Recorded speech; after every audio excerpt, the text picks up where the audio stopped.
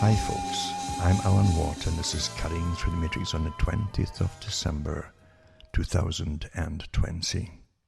I don't think, well maybe they will, because people don't have much of a memory these days, and actually that's been that way for an awful long time.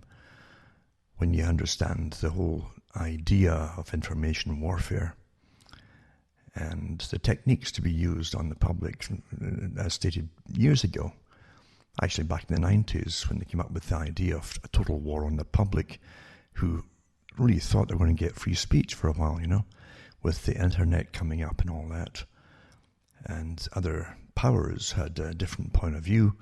I can remember even Hillary Clinton saying, we're going to find ways to control the narratives. And of course the military of the US especially, and Britain too, GCHQ, were heavily involved in finding ways to make sure that they had the controlling factor. But at the same time, back then in the 90s, they didn't want it. The whole idea was to get everybody on the internet, you understand? Because that's the way you're all monitored. And they can get personality profiles and updates. It's daily with your input and so on, doing it all voluntarily. And so they give you all these social platforms that they would pretend were privately owned by single individuals and nonsense like that. This is a famous thing that they've done for centuries, is give you the front people for big organizations. But anyway, that's how they published it in the 1990s, the idea being that you could never give the public true freedom of speech. And I understand some of it, because you understand, anyone who's looked into the forums and so on, and talk shows and forums, and the incredible fighting goes on with egos, which worsened all the time. And the more you looked into them, it worse and worse and worse after 2001, until literally it's a zoo now. And a lot of it is manufactured by the very powers in the cyber warfare groups employed by the military, or the government's military, and contracting out to private organizations, which the governments are famous for doing now. The whole idea of what government is vastly changed. In fact, folk don't realize it, that the major sections that government used to run and manage, they simply farm out to all kinds of agencies, not including the military too, actual physical troops, as you well know, and mercenary groups, etc. Far bigger than they ever did in the past. Before, the special forces, ex-special forces, were used as mercenaries through organizations. Every country has particular agencies that run them, and they will do operations with the plausible deniability factor as well. But the governments, we didn't employ them, you know, and they were privately owned and privately contracted to go and do dirty jobs. But of course, the governments are always behind it. That old famous saying that if you're caught, you know, we have no responsibility or no knowledge of you, etc. Actually is the way it's done. And it isn't just for overt operations like that. It's all kinds of operations. You don't realize that there's many forms of warfare, not just cyber warfare, etc., but many forms of warfare. Economic warfare, too, is one of the best, most effective forms of warfare there could be. You look at COVID-19, with one fell swoop of flattened everything instantly on a plan to completely bankrupt all the nations deliberately by locking down all the healthy folk for something that supposedly kills 0.15 or something the population. And even then, that's very iffy. However, facts don't matter when there's big agendas, and your whole life has been living through agendas and you don't even know it. That's the sad thing about it. Because as I've said so many times, you're trained from birth to be naive and to trust using natural impulses that you're born with, basically, to be tribal. And a small tribe, that's how your mind is shaped for a small clan or tribe, where you have a chief and you elect a chief, and the chief can get ousted or knocked off if he gets too big for his boots by the people, you see. And so we're still in that mentality, that mode. And naturally, the chief has got nothing to gain by lying to you all the time, when your whole survival is at stake, including his own, along with you, you see. But when you end up with this mammoth, this modern governmental system, this too big, you can't even imagine it really. You can't. It's a name, it's a term, but you can't really imagine it because a tribal chief is one person. You can picture him, and you can see him, and you can see his family, and so on. But with government today, including the hundreds and thousands of agencies that take the work that's farmed out to them by governments across the world, you can't imagine it anymore, you see. So the whole idea of voting for this person, that person, was gone long ago. They're all fronts to an extent, you see.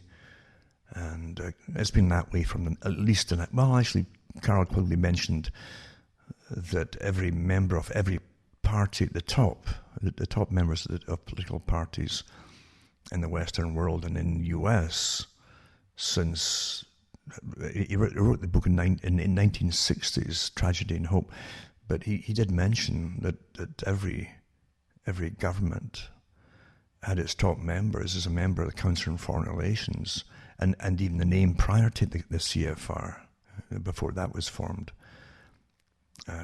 is it for at least 60 years? Well, so you do it the year 1900, when there was an organization still bringing in their own presidents and top members of cabinets into power. Same in Britain, of course, and it was better documented in Britain with the Lord Alfred Milner group as an example, and the Rhodes Foundation that was associated with them both working together with Rothschild. And that's no conspiracy theory. You can actually read Cecil Rhodes' wills, where he mentions Rothschild and leaves money to him and back and forth. And personally, I think it was the fact that Rothschild had really funded Rhodes from the beginning, and it's part of the contract deal that much of the money has to go back to the cause, because it's not just a person, Rothschild, it's a cause, it's an agenda, a long, far-reaching agenda. No doubt about it. And Rhodes changed his will quite a few times, by the way. He was a bit off the rails, Rhodes himself. He vacillated back and forth with all the different characters he would leave the cash to. But he was a real believer, Cecil Rhodes, in a world governmental system. Not democratic. It would use that term of democracy to keep the people quiet, It's a great drug, democracy, because folk really literally sit back and forget to watch with incredible scrutiny the machinations of government. It puts you to sleep, you see. Oh, well, they're dealing with that. They're looking after my rights and freedoms for me. And that's how you see it. And that's how they want you to see it. It's quite fascinating to realize that it can only work when the natural tribal systems that Edward Bernays was well aware of too. The guy wasn't just some kind of end product of generations of merchants. They certainly understood that, same in India in the merchant causes and so on, or merchant histories, you might say, of the Brahmins, where they understood how the psychology of the public, how to pacify and keep them happy and make them think they're winning or getting something for free or almost free or getting a deal or whatever, is Brahmanistic too. That's what you find even as far back as the writings about the Buddha, about Siddhartha. When he used, at one point apparently, he said that he needed money for something, you see. And part of it was a journey back somewhere else, but he needed money to get there, so he laid out tables for wares, and using his Brahmanistic techniques and understandings of human nature, he quickly brought in lots of money. He knew to manipulate the customers very well. Well, it's the same with Bernays. You understand, you're the end product of thousands and thousands of years of commerce, in one form or another. And in one way or another, not just supermarkets, but going way back to little wooden boats coming in with pots full of things and barley and all that. You're the end product of it all. And knowledge is never wasted or lost by those who run the systems, including commerce, naturally. And it was also to do with people and personalities, nations, and that kind of thing. Culture is very important. And how to sell things, and how to even make markets happen. That's still the same today. But in the old days, markets were mainly down to what you really needed for surviving. And what you do, of course, is knock out competition by all kinds of means, fair and foul. Mainly foul, but that's how it's done. And they take over, and then they'll supply the customers. And when there's nobody else there's no competition, you can then dictate terms to the customers as well. Well, we won't sell this to you unless blah, blah, blah. And on it goes, you see. Monopolization is awfully important. That's why I call people monopoly men, who take over the world's essential supplies. And then they form big organizations, a whole bunch of them, of course. And sometimes underneath those big bunches of them, there's millions, literally millions across the world of subgroups, literally, that they'll set up across the planet to micromanage all different kinds of necessities and markets and so on. A complicated thing in a sense because of its size and scope, but basically it's still the same thing where monopoly power decides how the culture is going to be directed. If you want a society to grow up all smoking cigarettes, then you make it very sexy like Bernays did. He was paid to do it, and he did it very well, of course, especially with the women. You get the top fashionable women to go into a magazine, do a magazine shoot basically in the open air in New York. And all cameras are there, the early cameras and photographers, and there's even the miniskirts, you see, for the Charleston era in the 1920s, roaring 20s, to sexify. It looks glamorous, and there they are with their cigarette holders and holding their cigarettes at the end of these, wearing the latest gear and fashion. So the young girls would say, wow, so that's liberation, and that's what a real avant-garde type female is today, and they copy it. Very successful indeed to get them smoking. But also to get them in the booze cans. You turn out lots of movies at the time, the gangster movies and the sexy, what they called them, the malls, was it? That would accompany the gangsters, you see. And they'd all go to these clubs where it was sex and exciting and naughty and bad and all that. And that's how they glamorized all of that too. It's all done deliberately. It isn't just to make money, as you're often told. I'll do that at the same time, naturally. But that's how you run. But society is very old, and we still live in the tribal sense to trust the chief. So you trust the rubbish that comes out in the mouths of those at the top, and you really don't want to meet the folk at the top. Well, at least the ones that you see. They're not the bosses, the ones who pretend to run the countries. They're on television.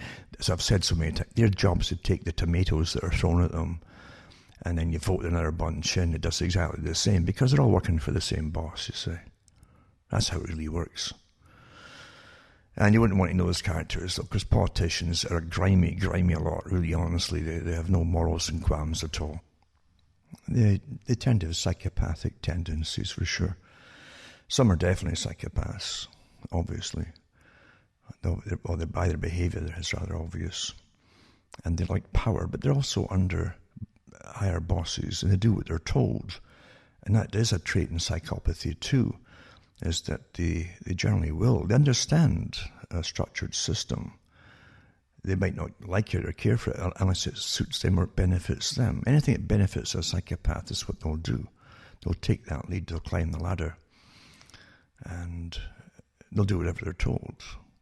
But don't forget that these characters are still front people, because the speech writers are the ones, these are the invisible powers, part of the invisible powers that Bernays talked about. The future of the world would be run really by invisible powers. He meant that it was with the arts of persuasion and techniques of persuasion, visual, auditory, through marketing, for instance, But yet speech writers too, it's the same thing, and they know exactly how to write the speech, and it's gone over. But actually, every speech is analysed by panels, who then criticize any flaws that they see in it, and then readjust everything over. A lot of work goes into it, and so the speeches that you hear presidents and prime ministers just give out, or their spokespeople near the top, the appointed politicians, it takes a lot of work to get that done. So the person is just reading the script.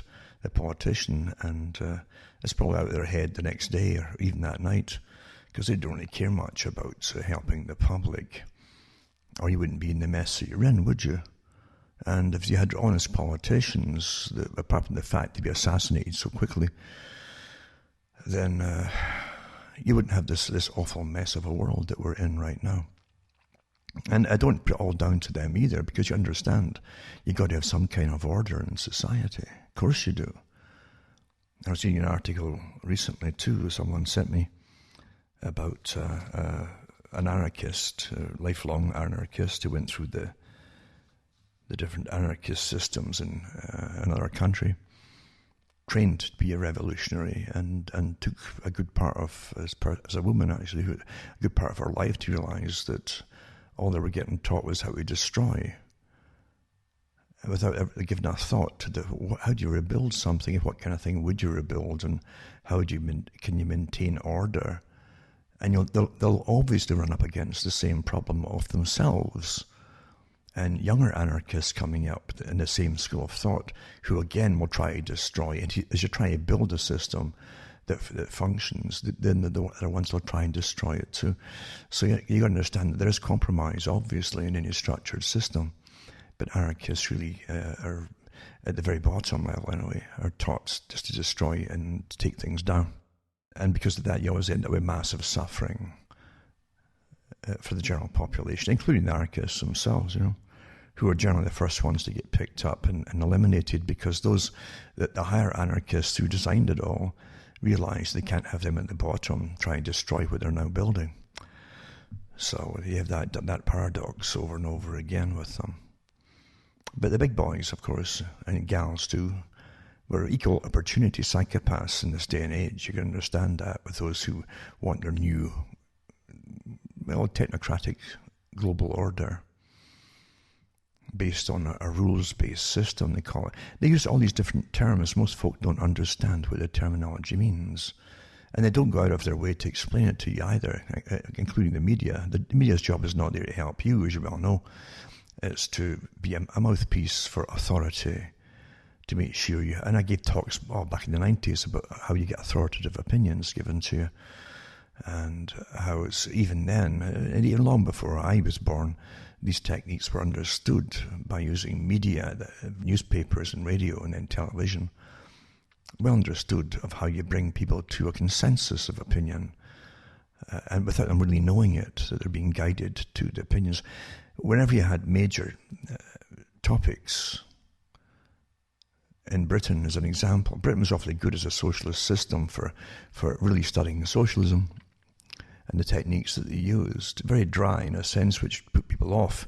But if you persevered and dug through it, you could find out the real machinations behind it, what they're really up to and what they really want, and the techniques that they use. So part of boring you stiff with in socialism is to turn folk off from studying them.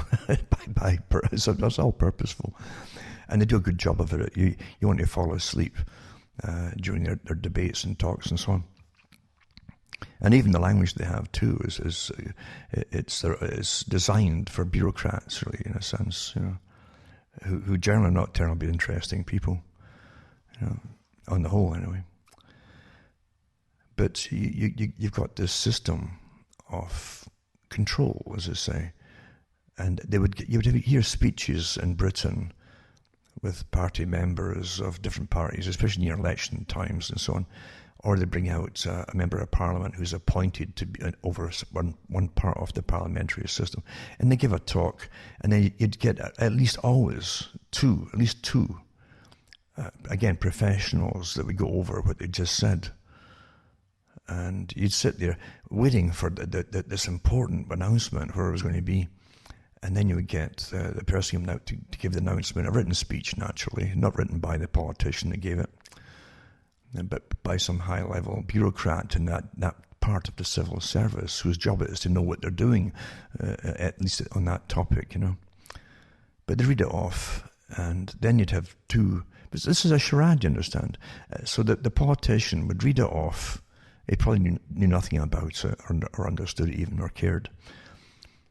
And then at least two people who listen to or maybe more, maybe a 4 time of a panel, at least they would go through what had just been said, you see, and then they would bring you cleverly, you don't realize it, cleverly bring you to the consensus of opinion of what you, regardless of what you thought you really heard, they would convince you this is what they're really saying.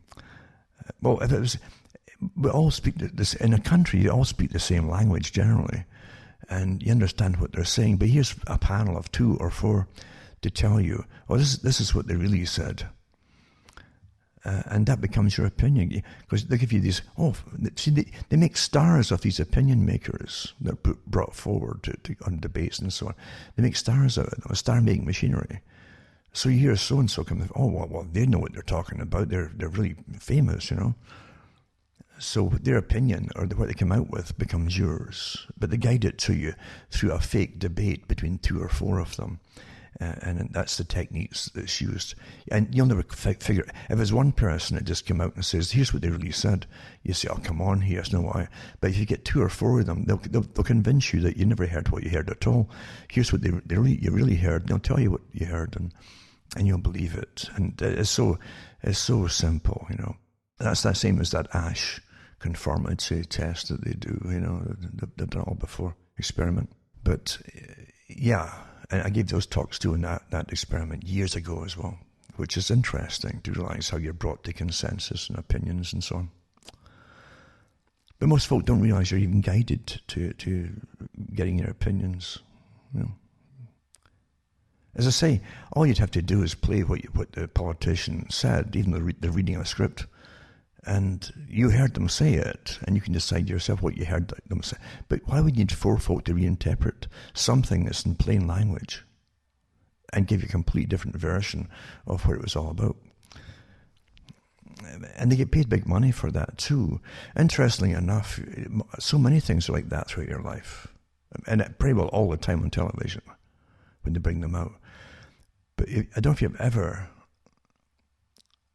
listened or found the old recording of Carroll Quigley, Professor Carroll Quigley, the much touted head or tutor to the U.S. Department of State, the State Department.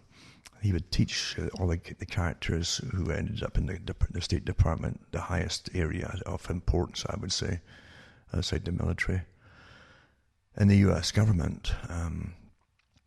And he also picked, like they do at university or college, they pick them young for future leaders and groom them, they teach them. And Quigley got accolades from Bill Clinton because Clinton claimed he chose him and groomed him for his position in the world. So Quigley was no idiot, and he was an elitist himself, you know. But he did say on the audio, it's quite interesting. Never mind about the fact that something much higher run the system than even he was involved in. He was at a high enough level. But he did say that he and others, other well-known, again, these star-making machinery, you see, would be often phoned up and brought on panels on television to refute whatever was coming out by some leaders' investigations into things. And if they didn't like what they were hearing, the system, the establishment, would pull them in and try to get these professors to refute and ridicule publicly on television these people. And Quigley said that he did a good job of it, and he was so they're very arrogant, you know, in their power and so on. And he got shocked one day, he said, because he was brought in to a guy who had written a book about, I think was it None Dare Call It Conspiracy, I think it was called, maybe Gary Allen. But anyway, he said this guy knew his stuff, and he says we couldn't refute what he was saying because he had all the data there, the factual data. And that upset them because they were so used to just, on behalf of what you would call the deep state today, or the establishment, they were so used to be able to make mockery of some upstart, as they would call them, coming in to try and tell the public to be wary or be warned of whatever government was up to in this or that area. And that's how it's really done. Every country had the same techniques on the go, especially in the West, with the CFR and Trilateral Commission, and also with the Royal Institute for International Affairs as an example.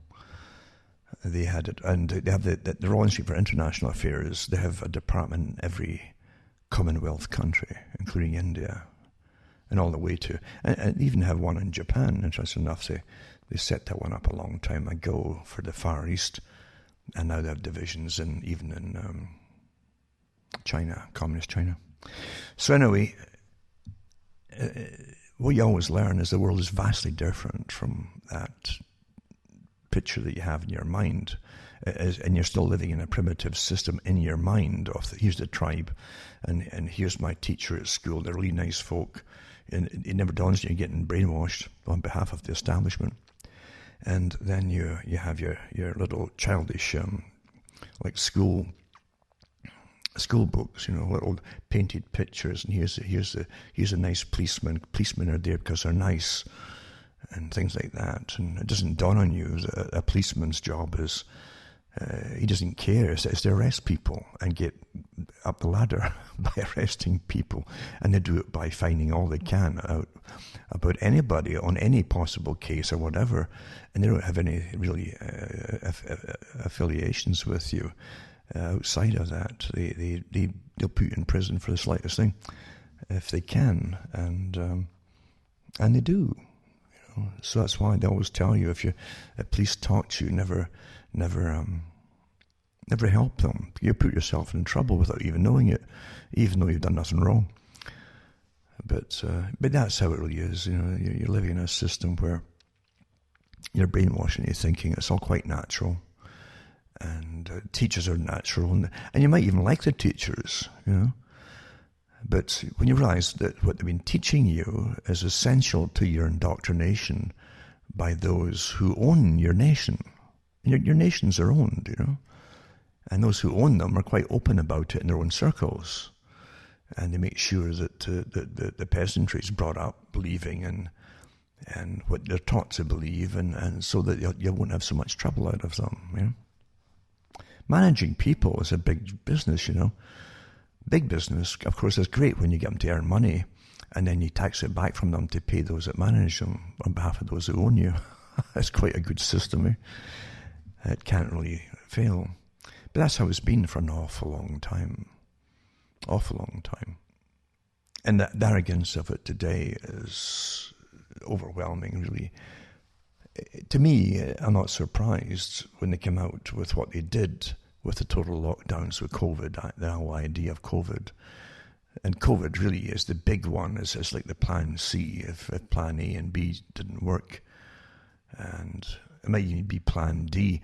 You don't realize your whole life long you've been brainwashed and you're thinking that there's too many of you. And this, I could see this with my grandparents as well, maybe even great-grandparents, because you don't realize that the Malthusian idea of overpopulation of the masses that would outbreed the rest, like the movie Idiocracy, was a big thing. The nobility and aristocracy really were concerned about it. Mainly, I would say, it got worse actually in the 19th century when they had the big, they had big industrial years on the go. But they also knew that the industrial revolution wouldn't last forever, as other areas. Don't forget those who ran Britain, run the Commonwealth of Britain. Britain's just a corporate name for an enterprise. Most all countries are. You're just enterprises for corporations. And they are a corporation themselves, as the name itself is. So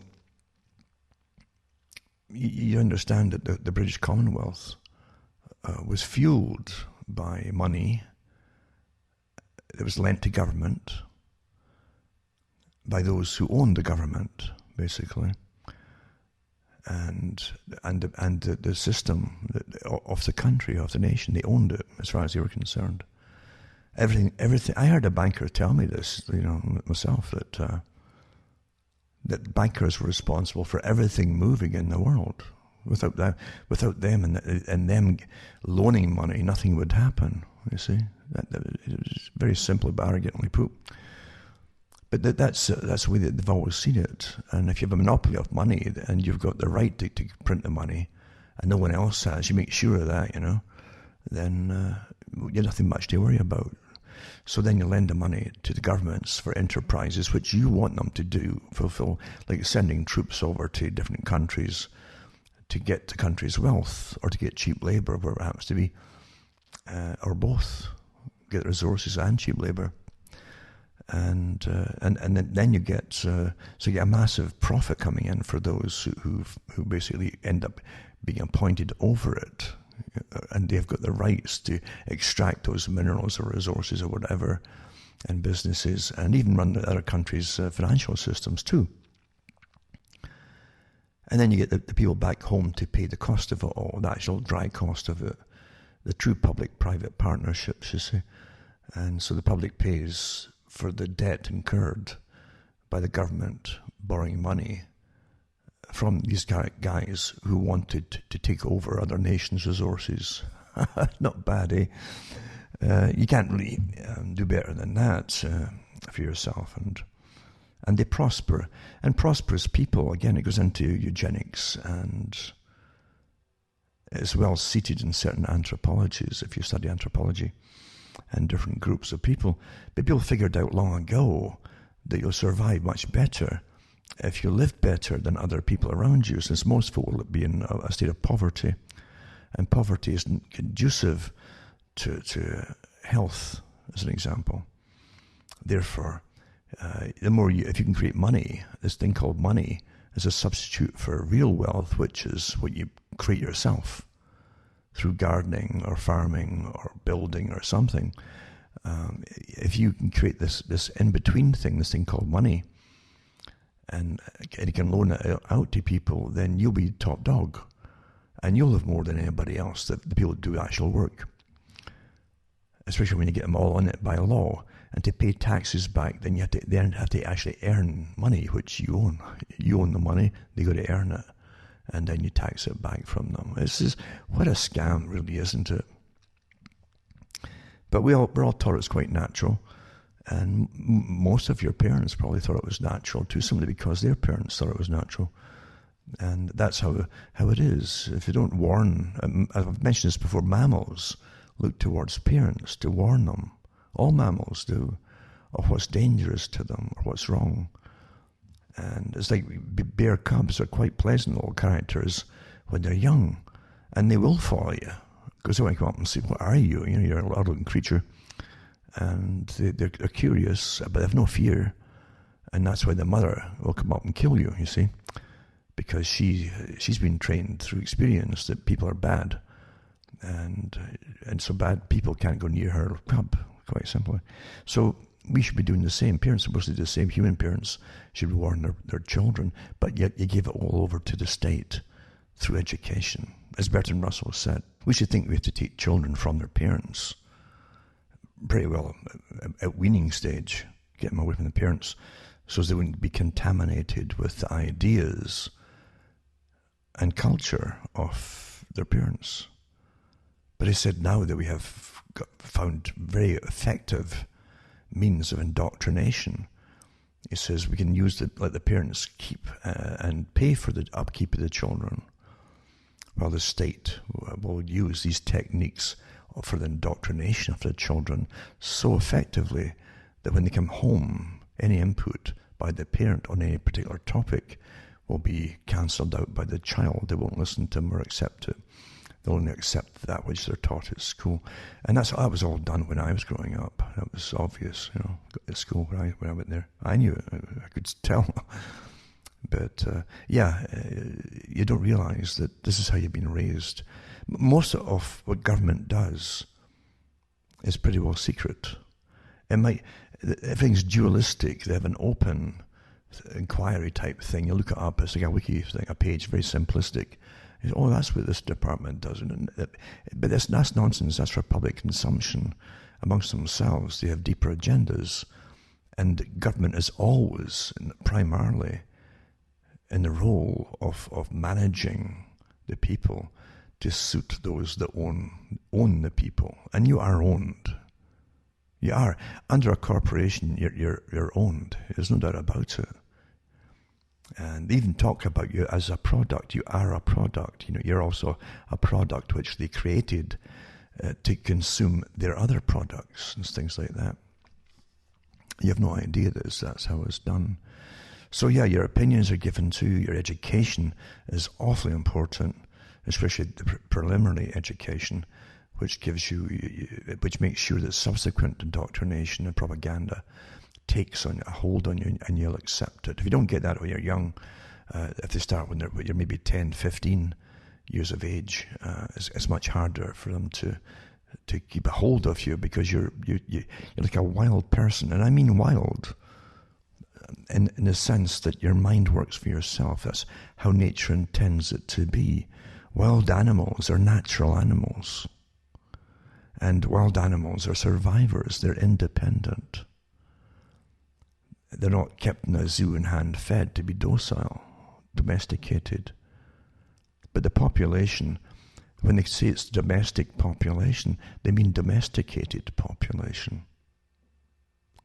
And you are taught to be domesticated and to obey, to be obedient, you see. But a wild man is a term they use themselves at the top of the tree.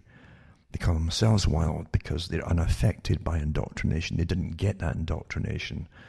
As I'm saying, if you realize their children, the conversations their children, the elite's children will have amongst themselves, and they know they're taught, is rammed into to be secretive about it. Don't let outsiders hear you and so on. But the children, just like their parents of the elite, are quite open about how the world's really run amongst themselves, including the techniques I'm talking about. And so they grow up knowing the reality. That you're all brought up as a peasant class in non-reality or unreality. And you're obedient, and you think you are in a reality. That's their big joke, you see. How well it worked.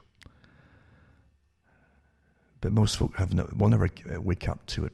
The indoctrination is so intense and so effective. It wasn't just Russell said it, so did Aldous Huxley and others. Aldous Huxley on the Mike Wallace show said the same thing, that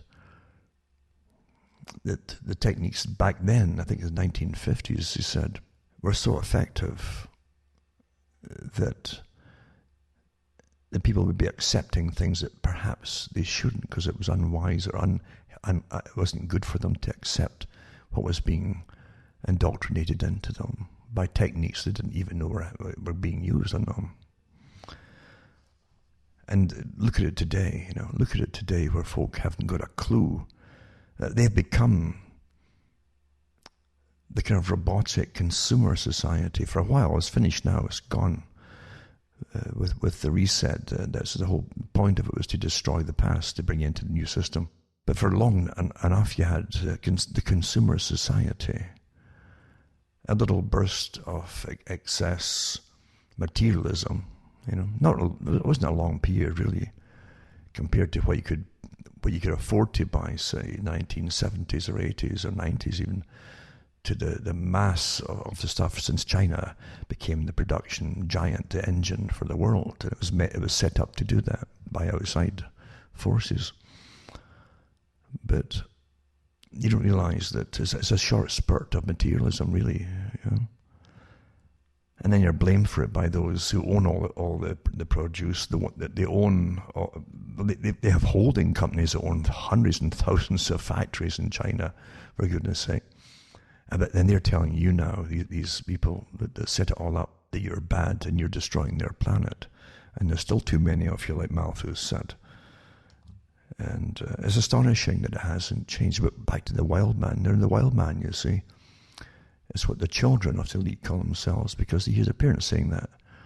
And you find, too, that the book that was put out by Charles Galton Darwin, called The Next Million Years, has a lot of that in it, you see. Now, don't forget that he like a lot of the Darwin family, they saw themselves as scientists, and he was a physicist, this guy, who worked on the Manhattan Project. And so he had good ideas of how to kill off millions of people. He didn't just preach about it, he did it. But he wrote a book, The Next Million Years. We talked about the past and how slavery had always existed in the past, always, right up to where he was talking in the 1950s for his book. And he says, I don't see why it will ever disappear. It'll continue in one form or another, forever. And you're in a form of slavery, you don't even know it. Here's one of them telling you that, And at the same time, he had the same Malthusian problems that they all have. You see, there's too many of you, and as they change society and don't need as many of you, well, they don't want you around. They really don't like you. They really don't like you at all. And like Bertrand Russell, being one of them himself, said, he says, elite they'll become a specialized, a separate species from the general public through their very selective, careful choice of partners. But he didn't tell you a lot of them are actually mated together by others, you see, in true eugenic fashion for the improvement of their species. So yeah, you're living through astonishing times when the information is available, but folk are so caught up in crisis after crisis after crisis, they can't fathom it. They can't grasp hold of one thing long enough to comprehend it and then understand it and investigate it. And that's another technique the elite use, is crisis after crisis after crisis. Stampede the herd. Rapid change comes because as you're trying to adapt to survive, you adapt quicker and quicker and quicker to things that you shouldn't adapt to, like Aldous Huxley said, or inferred. So, the wild people haven't had the indoctrination that you had, and Charles Galton Darwin said it in his book, The Wild Men Rule. He says, we are the wild men. We know, we don't fall prey to different indoctrinated techniques of moralities, for instance. They do what's practical to get things done, regardless of morality and ethics. Today, of course, they made sure they've got a whole new pretended science called bioethics and ethics management, run by really spearheaded by the Rockefeller Group. And one of the top ones in that area, of course, is just coincidentally is Fauci's wife. Just coincidentally, who should live and who should die, and just little things like that. Because no one gets to those positions of Fauci by hard work and abilities. They're picked for their ability to completely do what they're told and compromise and keep their mouth shut and to obey any order they're given from above, regardless of the consequences to the populations. That's why they're picked. And they know it. Of course they know it. Quite conscious of it all the time. And there's lots of them out there appointed over you. That's the world in which you live, folks. It's vastly different, and they gave you, as I say, the temporary consumerist society that really was meant to take over from the industrial era that you had until your own leaders, as they were told to do, signed away your countries under free trade agreements and giving countries like China and other ones a special trading nation status, you see. And you support them as they come up and as they rise up to a higher level. You come down. That's what they said. Rockefeller said this in his own books at the time, or ghostwritten for him. He said it says the wealthier countries will come down as they finance the rising of the countries coming up, emerging nations. And there'll be some kind of medium in between where they try to stabilize them all at the same level, although you might sink further than the one you're helping. Well, we're way down yonder. When you look at China, we're really sunk. We import everything. China doesn't. They make everything. So there's no balance of trade as such. The balance is like a one-way. It's like we used to call it a seesaw, It's been weighted down at one end right from the beginning to be that way, and everything goes one way to China, you see. You import it all from China and the Far East. And of course now they've brought in the same agreement that was signed by Obama, or the starts of the agreement with the Pacific group, nation group and so on, including India. They got that lumped in there too. And we're funding them to come up with giving them more money for we're building more hospitals for them and schools. Same as there was with China recently, you know. And they build them hydroelectric powers and different power plants and things like that. And you do it all as you're going down the tubes, you know, and infrastructure is falling apart. That's the free trade agreement for those who don't understand it. Quite something, eh? And free trade is not free trade. It decides who is going to get business to trade and who is not, who will not be given licenses. It's a completely rigged system.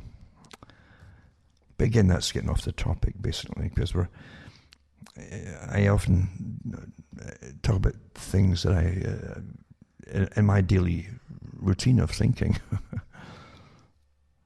that I realise that most folk really don't know a lot of it. They don't.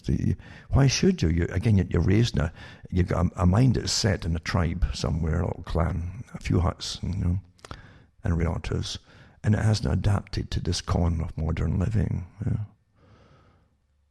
It's kind of like the atomic bomb, and whether Einstein said it or not, probably didn't, because all these famous quotes that you get generally made up after the facts or after people are dead to make them more famous, you see.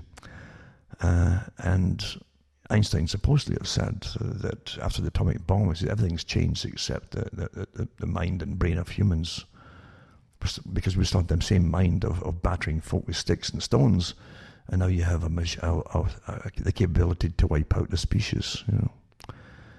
So whoever wrote it was quite right. That's the way it is. But it's the same way with obedience to authorities and so on, and those who design authorities, and even those who want to take over authorities for their own reasons by putting out obedience to authorities. But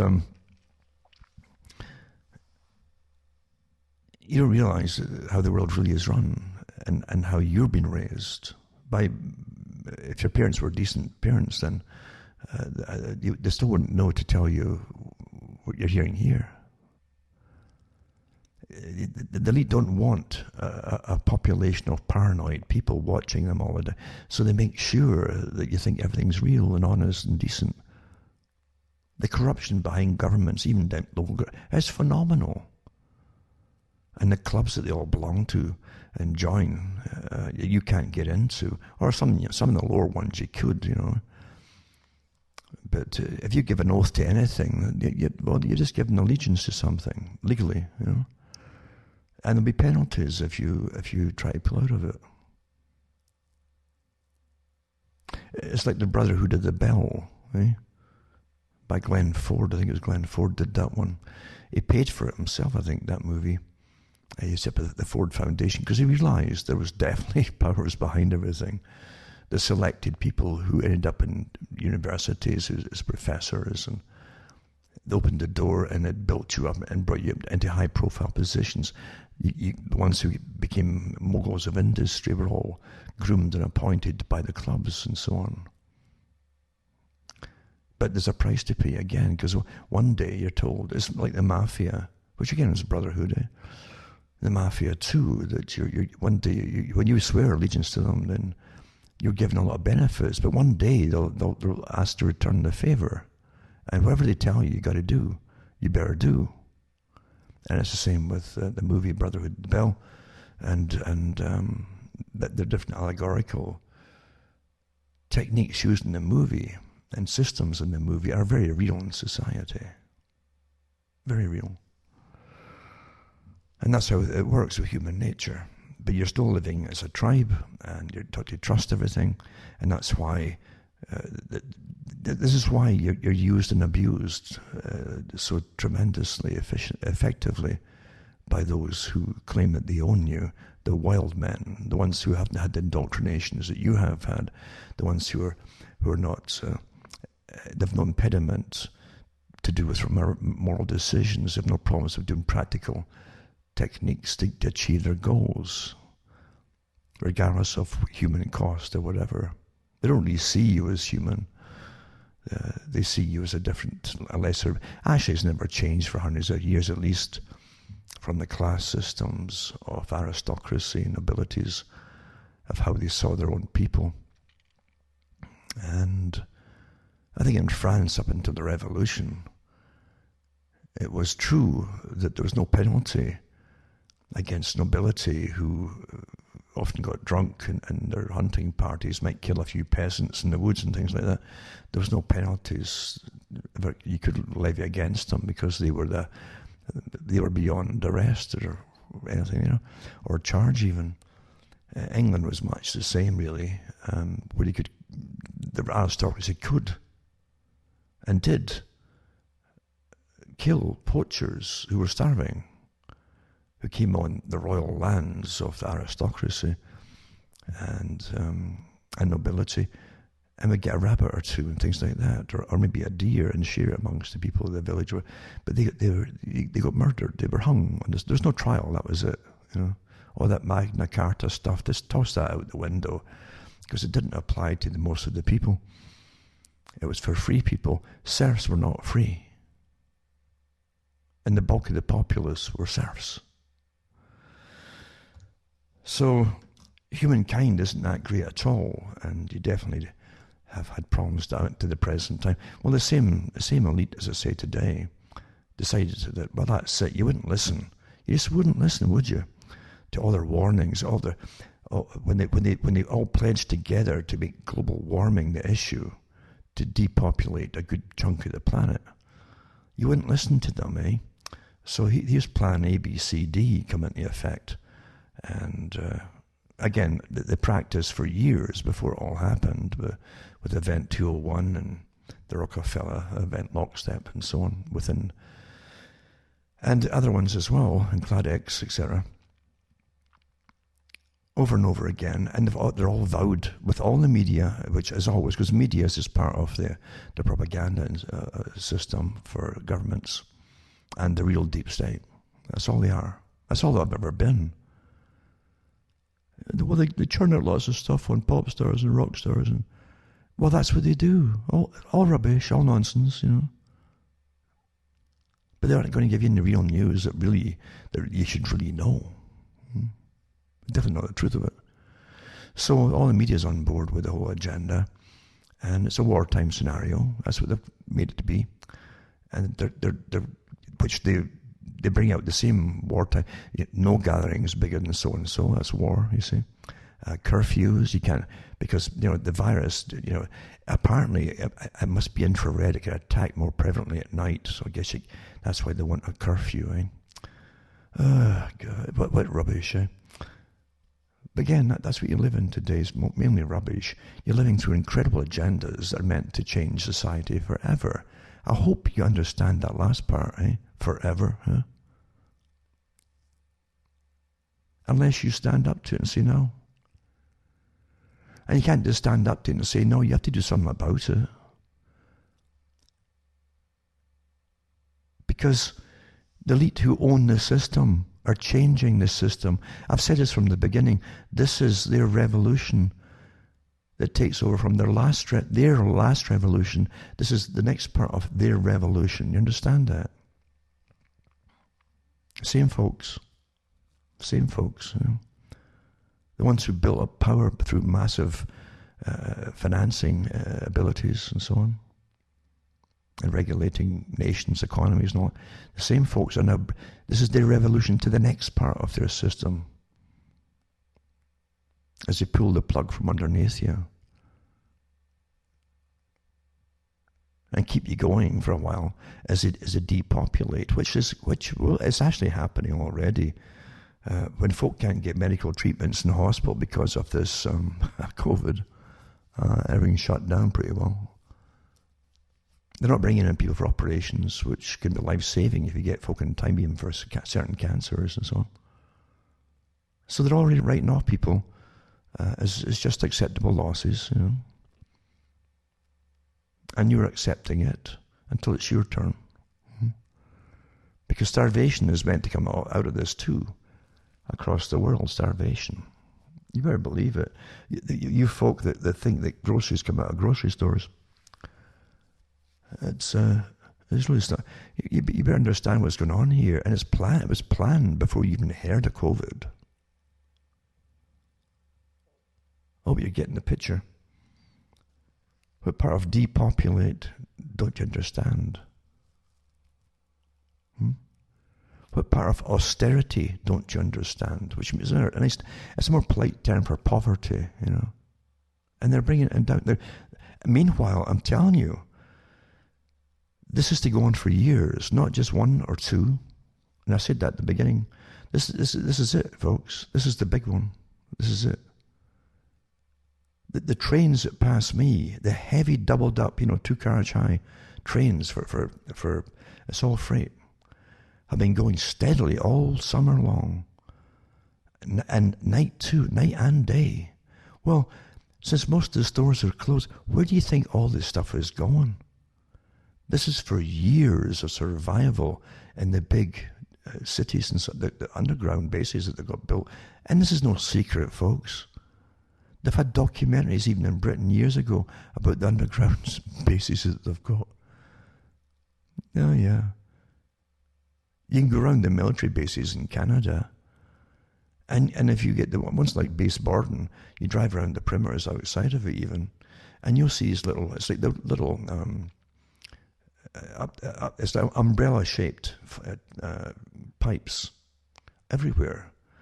And this your ventilation systems, like the different ships, the same kind of thing. But it's ventilation systems. This like a walking stick. That's what like walking sticks with the handle there, the kind of semi-U type handle. And they're all over the place. And I remember talking and doing talks and talking to the guys who were working and building deeper floors and underneath the base there, putting in plumbing and electricity, and they were quite open about it. And lots and lots of rooms and facilities. This it isn't just continuity of government. It's continuity of everything that government needs, which is military too, you see. Over years and years of crisis. This is how it's done. It's already prepared.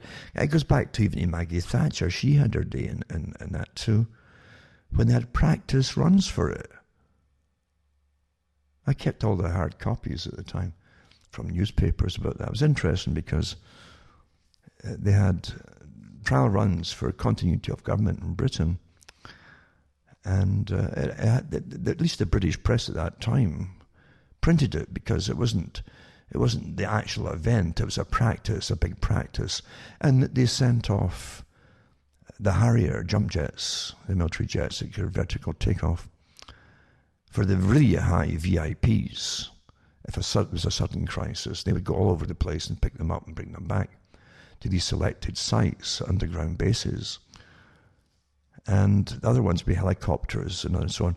And the rest of them they'd send convoys out through, if they're still open streets and so on, to bring people in, all the important folk. And there are other things too, I won't mention them now, but they definitely had other things on the go too. But they had special forces there guarding the entrances of these bases, these underground bases. And their orders were to kill anybody else of the populace that wasn't on the list. Just like the movies, these catastrophe movies, that thing's real.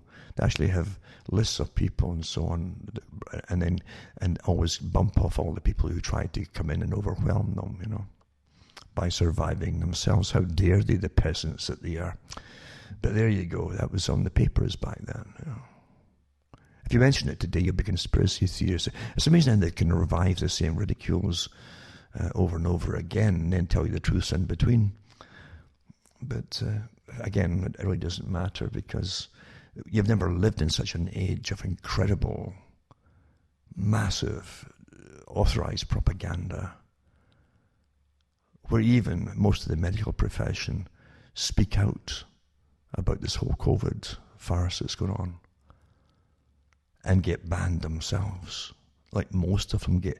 This is most of your medical who actually deal with it, who say, wait a minute, this is not with this. This is nothing like they're telling you. It doesn't matter. This is a wartime scenario, and this is the excuse that they've hit on. Since you wouldn't listen to the climate thing, you wouldn't go and volunteer to be sterilized, and you were still buying stuff and consuming stuff, and dear, how bad can you be, eh? And they gave you all the warnings at the previous conference of parties for the climate summits and so on. And they said that the public are not listening to us. They're just not listening to us. They're still consuming. Some of them even breed, you know. No kidding, eh? Wow. Well, here's their answer to it, folks. This is your crisis part 3, and they've tried other ones before. So COVID, here you go. And with there's articles, I've at least noticed it too, and I've said, isn't it odd that the agenda that's coming out from COVID is right in line with the austerity programs for the climate agenda, you know. It's coincidental, though. Sure, it must be. If this virus is out there, it's the most politicized virus that's ever existed. Remember, folks, and it will happen, cuttingthroughthematrix.com. Go into the website, make a list of all my other sites too, and the com site. Take the links, so that if ever you just can't find me, hopefully you can still get me on one of my sites. And all the official sites are listed there, cuttingthroughthematrix.com. So if you can't get on one, try another one, because, there's doctors that are working in the hospitals getting banned. They've been banned from, again, social media. The people who are working with patients, for goodness sake. And top virologists getting banned because no one can speak out against the authority, the God of propaganda. There's no debate with the God of propaganda, the strange authorized, unknown ones right at the top there under this authority. No one can say anything different. We've never seen such a time in history as this, you know. You have seen it in other wartime scenarios. A lot of folk didn't want to go to war in World War I and said no, and they were locked up, a lot of them. World War II came along, and a lot of folk who'd fought in World War I said no, we don't want this war, and they got locked up. That's what governments do, you know. They lock folk up that have different opinions. No different than the Soviet Union, where they'd lock you up if you complain about the state and they class you as mentally ill. That way there's no trial too, you know. As this happens all the time. And your countries are all doing it right now, like never before.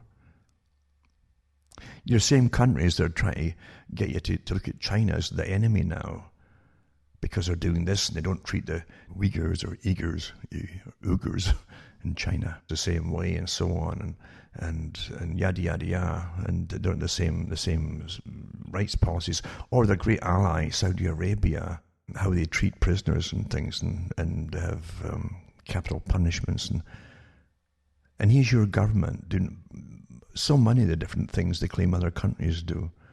You see, intolerance. They don't tolerate the people. They don't tolerate different opinion. Well, look at us right now, eh? We're a good chunk of the medical profession that dares to speak out, because the rest of them all know it, but they're terrified of losing their jobs. Eh? That's a great thing with money too, isn't it? Folk who get more of it are terrified of losing it, because you get getting kind of used to it after a while, don't you? And it's kind of hard to go back to poverty. That's why I've said before, don't buy a house. I said it for years, don't buy a house unless you're willing to walk away from it. Because one day that's what's going to happen as they abolish it all, private property. And here it is, all coming down the pike, by the way. So, cuttingthroughthematrix.com, send me a few bucks. You see how to donate to me. And you can use PayPal, you can send personal checks, you can send cash. And MoneyGram works. And you don't have to register anything. When you say, if you send me anything, even a Christmas thing, don't register it. Because the whole thing's up there registered. They really do. Oh, it must be important, because they want to see what they can tax off you. Or tax off me.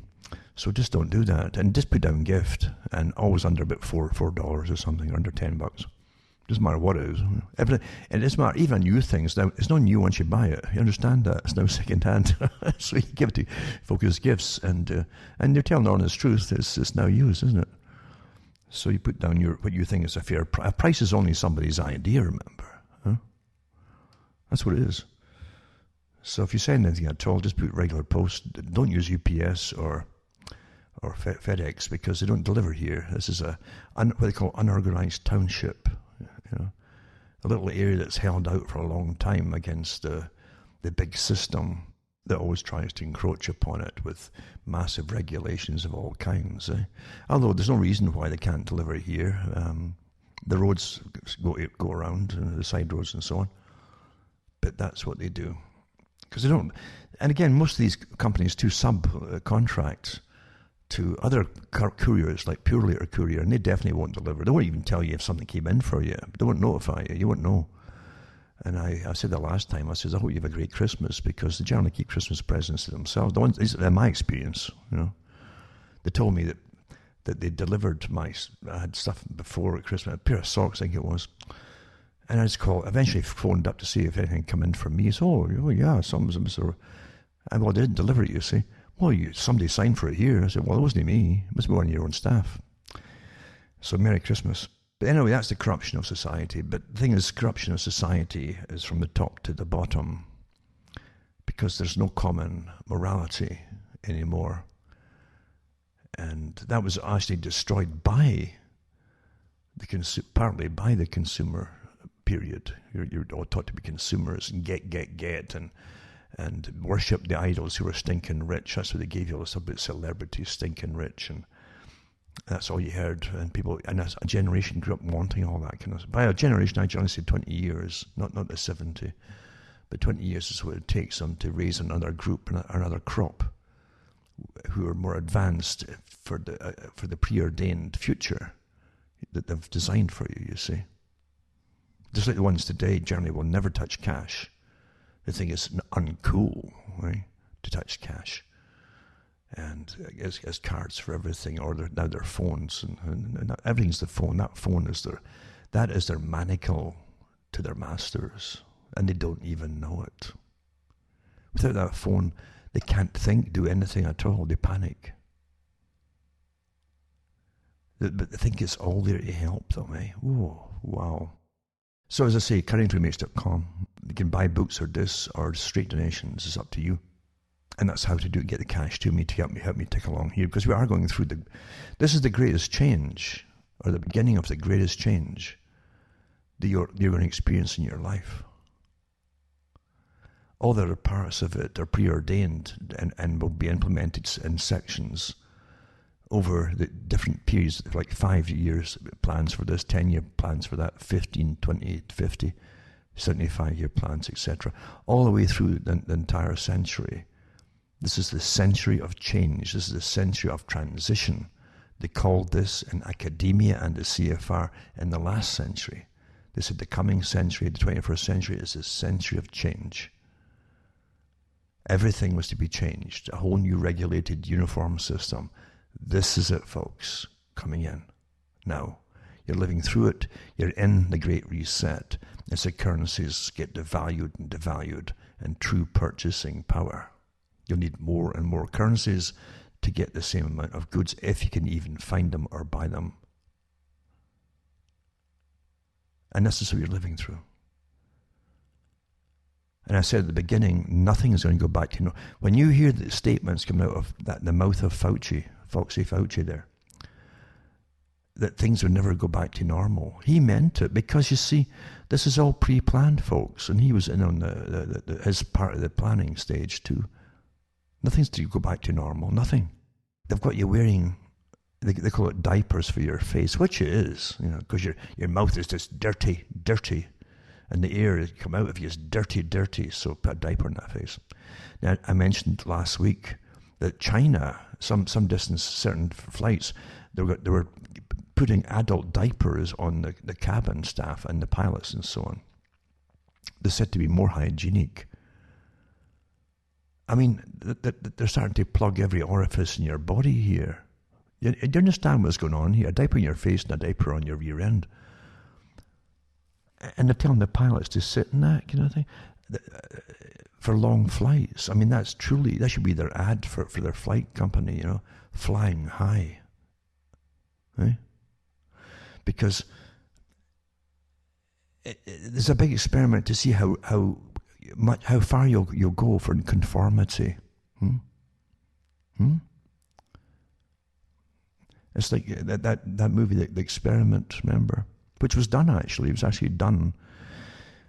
It wasn't just the Milgram experiment. They had the one about the prison and role-playing in the prison. They created wardens out of volunteers, and the volunteers also took prisoners, you see. And they had a mock-up there, and they watched folk adapt right into their roles very quickly. There's there's absolutely nothing that they haven't tested out before in conformities. This is the Asch test of conformity, of course.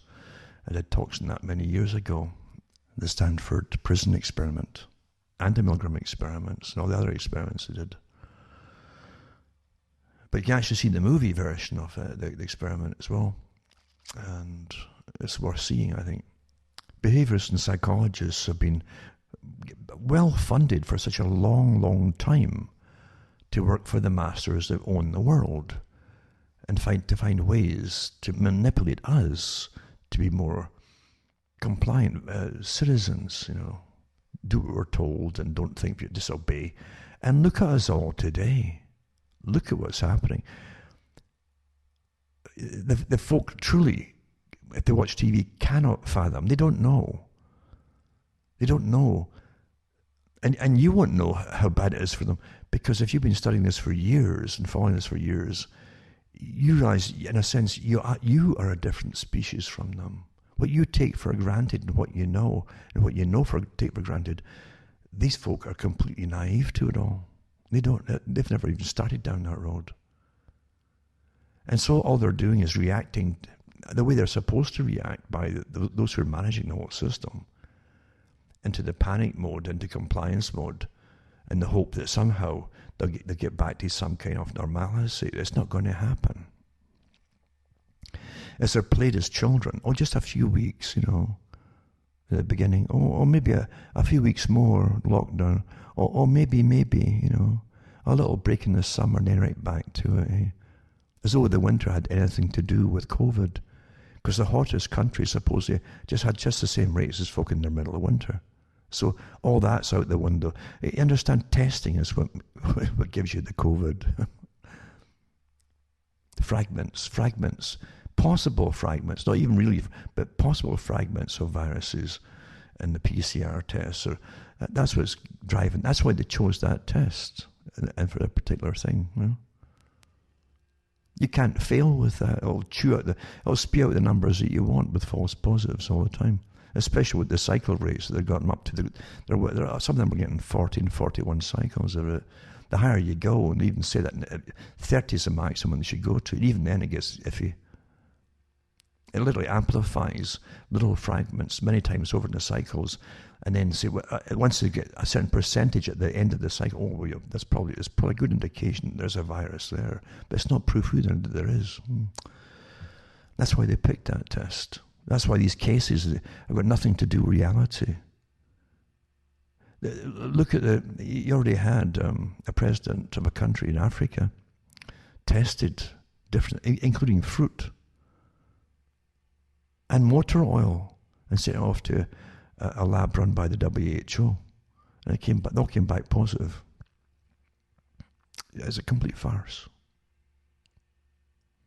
Complete farce. But most folk, again, as I say, you got to realise they're not in the mode that you're in, where you're at least educated to a good extent of what's going on. I mean, knowledge is power, you understand. And the folk who are so naive and whose indoctrination worked really, really well haven't even started the journey to wake up or understand that this is the greatest hoax, agenda-driven hoax ever devised. And they probably will never. They'll look upon you as crazy, and the media will smear you, and you see, you're a conspiracy theorist. How would anybody go to this length to deceive the public? Well, that's exactly why they do it. You were deceived before with austerity pacts, right? Under the guise of climate change and cutbacks and so on, and stop eating meat, stop doing this, stop that, stop breeding. And it didn't work. They claim it didn't work fast enough. as you're destroying their planet. Eh? So here's their answer to it. They said that at last year's meeting, folks, 2019 climate conference. They're not listening. It's come to a grinding halt. And Trump wouldn't even go along with the climate accord, which made other folks say, well, we're not going along with it either. That was the big thing they were really ticked off about. You see? The CFR came out against Trump about it too, and all the ones who claim that they are the establishment, they're only one level of it, but not the highest one either. But they're all against Trump for that one. If Trump did anything, purposely or not, who cares? The fact is that it became rather obvious then. They were just up in arms about it. The World Economic Forum was up in arms about it. They gave speeches there against Trump. Soros was against Trump. He gave a speech at WEF too, and climate change too. They're all the same people that run all of these big organizations that are all designed to end up in the same road to bring you on to utter austerity and depopulation, post-consumerist society. And they mean business. So much so, they devised a plan to terrify the planet. Utter terror, a campaign of complete terror. And they won't stop, folks. They're sworn like any advancing army to the death. They're sworn. No one's going to break ranks. No way will they break ranks, folks. And they will be utterly vicious against anybody who speaks out. This is a real war. I hope you understand. This is a real war. And you're not looking at some other nation. You're looking at the folk in your own countries that are appointed in your own countries, because they're not there to serve you, and they all know it. But they comprise an army, and at this stage, they still need your compliance for it to work, the whole agenda to work. But they'll get rather vicious if they see it falling, you see. And that's when tyrants always get vicious, is when they see their plans failing or even being challenged. They'll get utterly vicious, and they'll make some examples, hoping to terrify everybody. It's just a war of terror, planned, deliberated, and applied to the public of every country. A global war of terror upon the publics. That's what it is.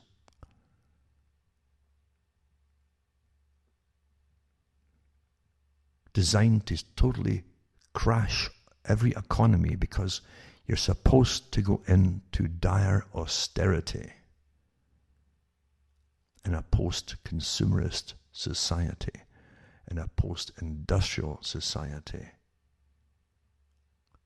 Subsistence survival is what they plan to bring in for you. They really mean it. For no government on the planet has ever applied these strategies in history to the populations. Never. Even in times of previous wars. Crashing everybody's economy by order from the top. Never happened before. This is it, folks. As I say, with these incredible heavy trains that go every 20 minutes or so past me. Like it never happened before COVID. It hasn't happened for years, this kind of commerce, or trains going by with freight. The stuff they're storing up is for years and years and years. Maybe a real full generation, like 70 or more. Really, I'm quite serious about it. Even before the 2007-8 crash, there was never this kind of freight commerce going by here. No. And since most of the small businesses, most businesses in country of Canada and the States are small businesses, remember, wiped out. All the smaller stores, grocery stores, wiped out by order of the state. So this isn't just food that's going back and forth. What is it? But it's definitely not going. It's not going to Walmart, folks. Not this kind of commerce. No way. This is for long-term storage. Long-term, no doubt about it.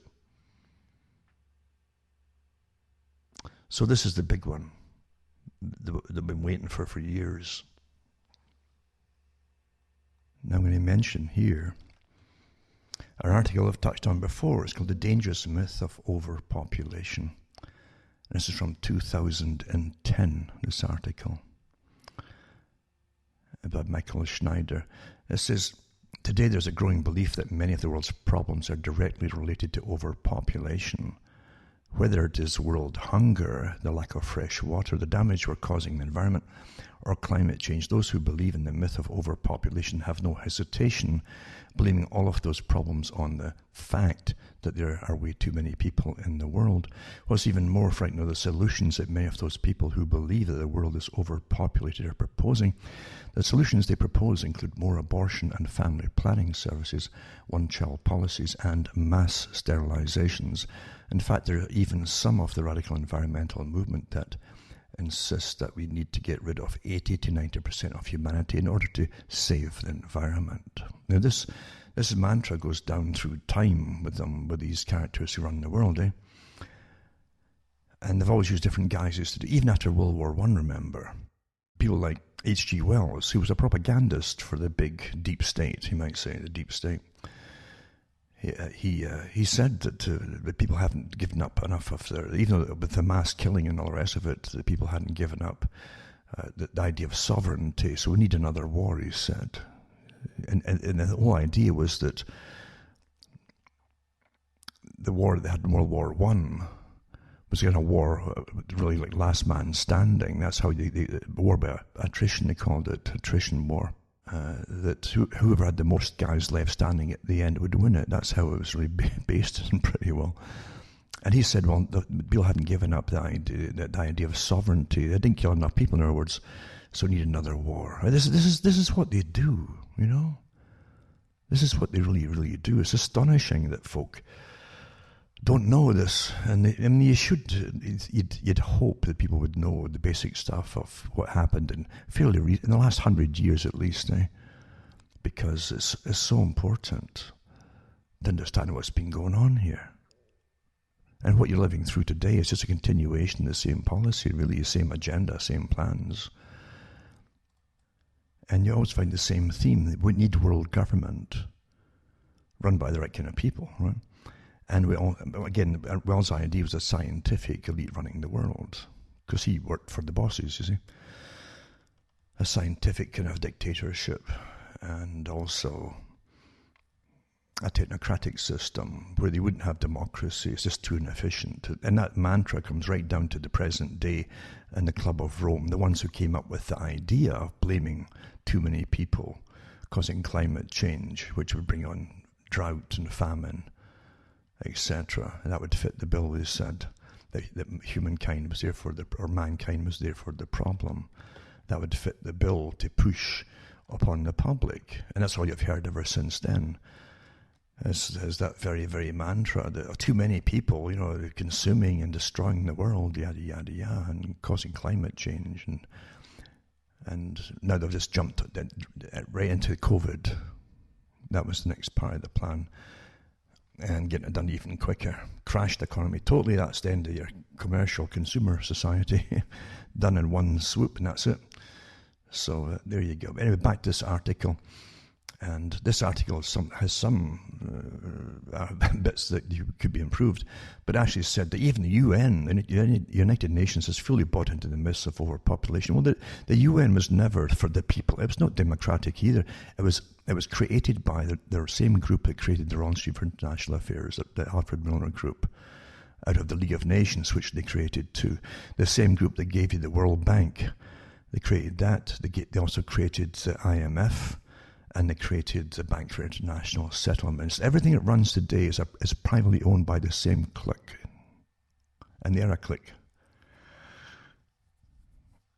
Anyway, it says in this article here that, and what they mentioned, the guy mentions this, the UN, but the UN is completely bought and paid for by and owned by the same group that runs everything else. Completely, absolutely. And then he mentioned the UNFPA released its annual statement, it must have been 2009, of the World Population Report entitled Facing a Changing World, Women, Population and Climate. And it says this report went further than any UN report has ever gone in linking climate change with overpopulation. See, that's been the mantra for years. According to the report, the only way to avoid a massive climate disaster is to dramatically increase family planning, women abortion, service around the globe, and to do whatever it takes to reduce worldwide. No, listen, to do whatever it takes to reduce worldwide fertility rates, whatever it takes. You getting it? In a statement accompanying the release of the report, UNFPA Executive Director Toraya Obaid stated that rapid population growth and industrialization have led to a rapid rise in greenhouse gas emissions. We have now reached a point where humanity is approaching the brink of disaster. Terror, terror, disaster, disaster, terror, terror, terror. And it says here, well, the truth is that the folks managing the globalist organizations like the UNFPA are absolutely convinced that climate change will bring about the end of the world as we know it unless we take urgent action. And he goes on to talk about the coming climate change disaster and stuff like that. You know? And its number one factor to climate change is overpopulation, and the importance of the speed and magnitude of recent population growth in boosting future greenhouse gas emissions is well recognized among scientists, including the authors of the Intergovernmental Panel on Climate Change's report, that's IPCC, the United Nations. And it says, no human is generally carbon neutral, especially when all greenhouse gases are figured into the equation, yada, yada, yada. You've heard the mantra for years. You're so sick of it, I'm sure. But don't forget the Department for Population, as they call it in the United Nations, used to be called Population Control, not just the Department of Population. And that was set up by Rockefeller himself. He funded it and paid for it all.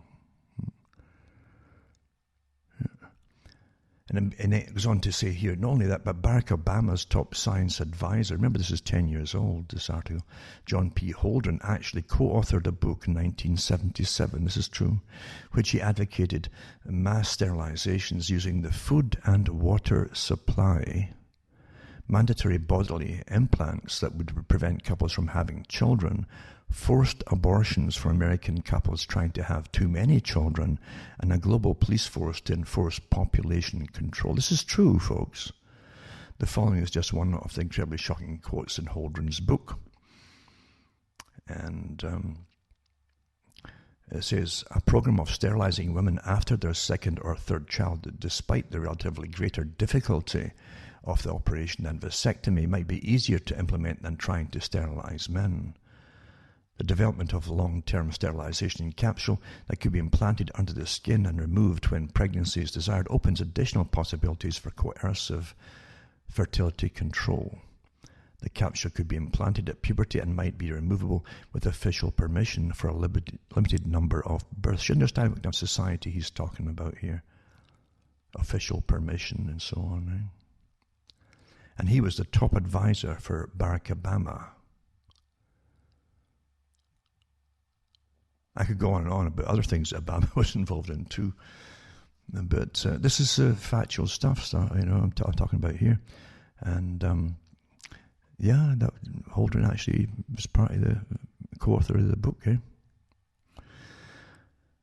And I know that Holdren worked with Paul Ehrlich as well, who did Depopulation, Time Bomb, and so on.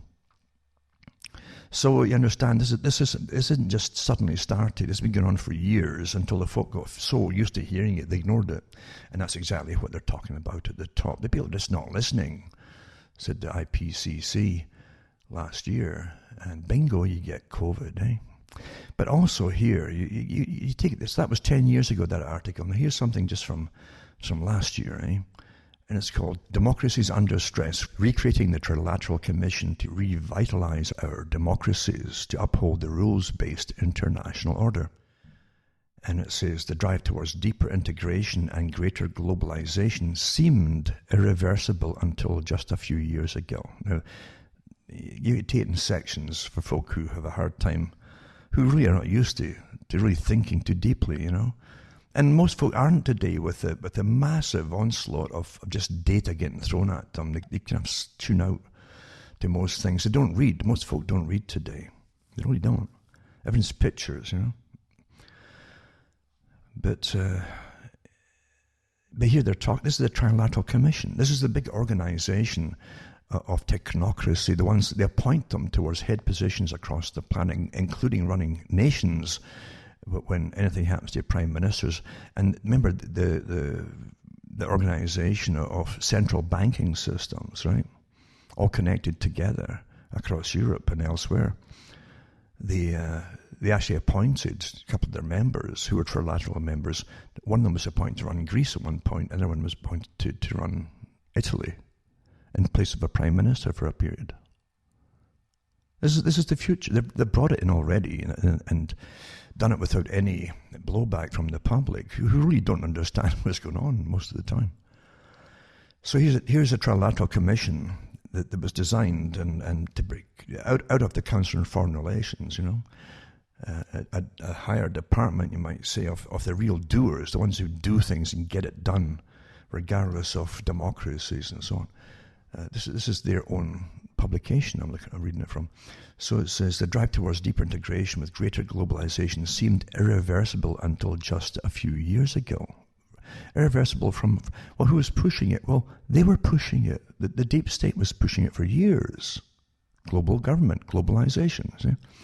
Yet in recent times, unintended consequences of these trends, from inequality to cultural alienation, have fueled new forms of discontent, spurring a rise in populism. Now, populism is a new term they're using, really, for nationalism, where countries are so sick, like the EU, of being plundered with their tax money and so on, that they never see the benefits from. It just disappears, billions of bucks.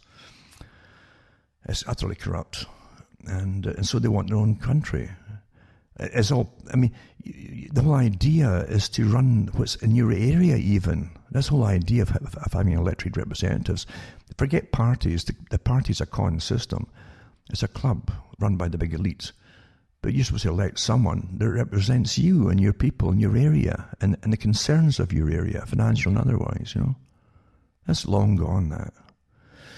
And it's the same with countries. If you can't drive or get to the person in charge to talk to them face to face, then what's the point in having them halfway across the planet? It's too remote and you know, it's just not concrete enough, obviously. It's inefficient too. It's easy for them too to spurn the country that's paying for it all if they're over the water somewhere and just ignore you. So anyway, here they are decrying the fact that folk are getting ticked off with this idea of living under a global governance system, which they didn't want, except that the democracies, but the Trilateral Commission, I should say, wants it for sure. That's part of their purpose, right? And they have lots of articles on it by themselves, on the kind of system they want to bring in, by the way. But it says here, so the populism and nationalism. Why do you think the EU is still on hold? It hasn't happened with Boris getting put in. There's articles this week, we can't just quite get there yet to separate from the EU, you know. Well, see, the deep state created the EU, the European Union. The deep state created what was the NAFTA agreement that actually said in all the articles, which I still have. They said this is to unite the whole of the Americas and the Caribbean into one block. That's what they had in the beginning, folks. So anyway, they're ticked off. They haven't got what they want, so they give you, you know what, COVID. Right? Anyway, this article then goes on to talk about, although the headlines differ, there's a remarkable commonality in the stresses bearing down on the democracies of North America, Asia, and Europe, social, economic, and technological pressure, be the rising inequality, shifting demographics, or the changing nature of work, leading many to question whether democracy is still working for them. Social media is transforming and degrading politics by reinforcing bias, spreading falsehoods. This is last year. You see, this is where are you getting your fake news from now? Well, you see, they were all prepared for your fake news. Fake news is just any opinion they don't agree with, which is anything outside themselves. So here's the Trilateral Commission complaining about it. But what did you vote for the Trilateral Commission, this private club? Did you? Or the CFR, the private clubs? No, of course you don't. Here they are running your lives, folks. And complaining, innit? But it says, so because they're not getting their way, their whole agenda against globalization, end of nation state, and depopulation, yada, yada, yada. So social media is transforming and degrading. So it's your fault that the politics is nothing to do with the degraded politicians. No, it's you're degrading politics by reinforcing bias, spreading falsehoods, and segmenting people into more insulated groups. Outsiders have capitalized on these developments to interfere in how these democracies function, and always blaming somebody else, and meet the needs of their citizens. All this occurring at a time when Beijing in particular is offering the world what many see as a viable alternative to democracy. The fate of these don't forget, Trilateral Commission helped create modern China. The groups behind it, Rockefeller, praised China, but even though it had slaughtered millions of its own people, praised it for being so efficient, Anyway, says the fate of and don't forget he was head of this group for a while, and the CFR at one point too. The fate of these advanced democracies has major consequences for the ability of the world to tackle pressing global problems in the security, economic, and political realms. Yada, yada, yada, yada, yeah. And then they go into internal divisions and so on, and how people start to turn inwards, and nations start to turn inwards as we talk about the rising populism and nationalism. So they're rising to the challenge, he says, of how to manage this awful idea of having your own nation again. Oh, dear, dear, dear. So they're rising to the challenge to fight that and to make sure they get their agenda through. And there's a picture of, they've got Kissinger there and, Gorbachev, when Gorbachev was the head of the Soviet Russian group, and here they are shaking hands, and when they used to be all happy for the merger that was coming with the whole planet, So this democratic renewal will require new voices and thinking from all segments of these societies. Where there's been a dramatic malaise in past decades, this historical juncture is unique. Unlike at other times, many of these governments of the advanced democracies, the original architects of the international system, and underpinning decades of relative peace and prosperity. Yeah, I heard that. They're no longer the best safeguards of their own democratic workings, nor ardent advocates of the ability of democracies to tackle global ills collectively. The Trilateral Commission is well poised to play a vital role in this revitalization effort and seeks to once again become an analytical home for assessing the stresses on the advanced democracies, offering solutions for dealing with them and catalyzing cooperation amongst these countries on global economic, political, and security matters. While the democracy space has grown crowded in recent years, Trilateral Commission has several distinct advantages in this work. Then they go through some of it to how they've got historical legacy, and how they were involved in really pushing globalism. The committee's original idea to bring Japan initially into the umbrella of democracies, that was one of the first ones they said, was controversial, yada yada. And then beleaguered global trading order in the wake of President Nixon's withdrawal from the gold standard and the Bretton Woods Agreement. So they were held involved in all that kind of stuff. And then the whole Vietnam era, etc., etc. So you're going to understand what they're all up to, these organizations, and where they came from, what they're up to, etc. But yeah, they're pushing it all there. Democracy's under stress. I'll put the link up for that one. And then you go into this article here, and it says, this is an archive. It was a New York Times from 1990. Again, we're getting back to this whole idea of the onslaught of terror and fear, until youngsters were committing suicide, by the way. Oh, the world's going to be this one big desert, climate change, global warming, and drought and famine. the Club of Rome keep on about, we're all going to die, terrible, there's no future, so what's the point in going on? And couples were killing themselves. You see it in newspapers, eh? Children having nightmares about it. Anyway, it says here, New York Times, to skeptics on global warming. And it's by Al Gore Jr., eh? Al Gore, eh? The gory man. The guy who also set up the carbon exchange with his pal. And their company was called Blood and Gore. I'm not kidding you, eh? You can't make this stuff up. It's really out of horror movies, isn't it? The characters that are involved. So this is again from 1990 and New York Times. When environmental and financial experts from around the world gathered in Washington this week for a White House-sponsored conference on global warming, they expected a serious discussion. Instead, they were surprised and angered to hear President Bush wholeheartedly endorse delay and inaction. Global climate change is real. And just take that, the COVID is real. You understand, there's the same, back then we're saying, wait a minute here, we've lived long enough, I know in my lifetime that it's not warming. I remember last year, the year before, and so and so and so and so. No. It's the same thing though.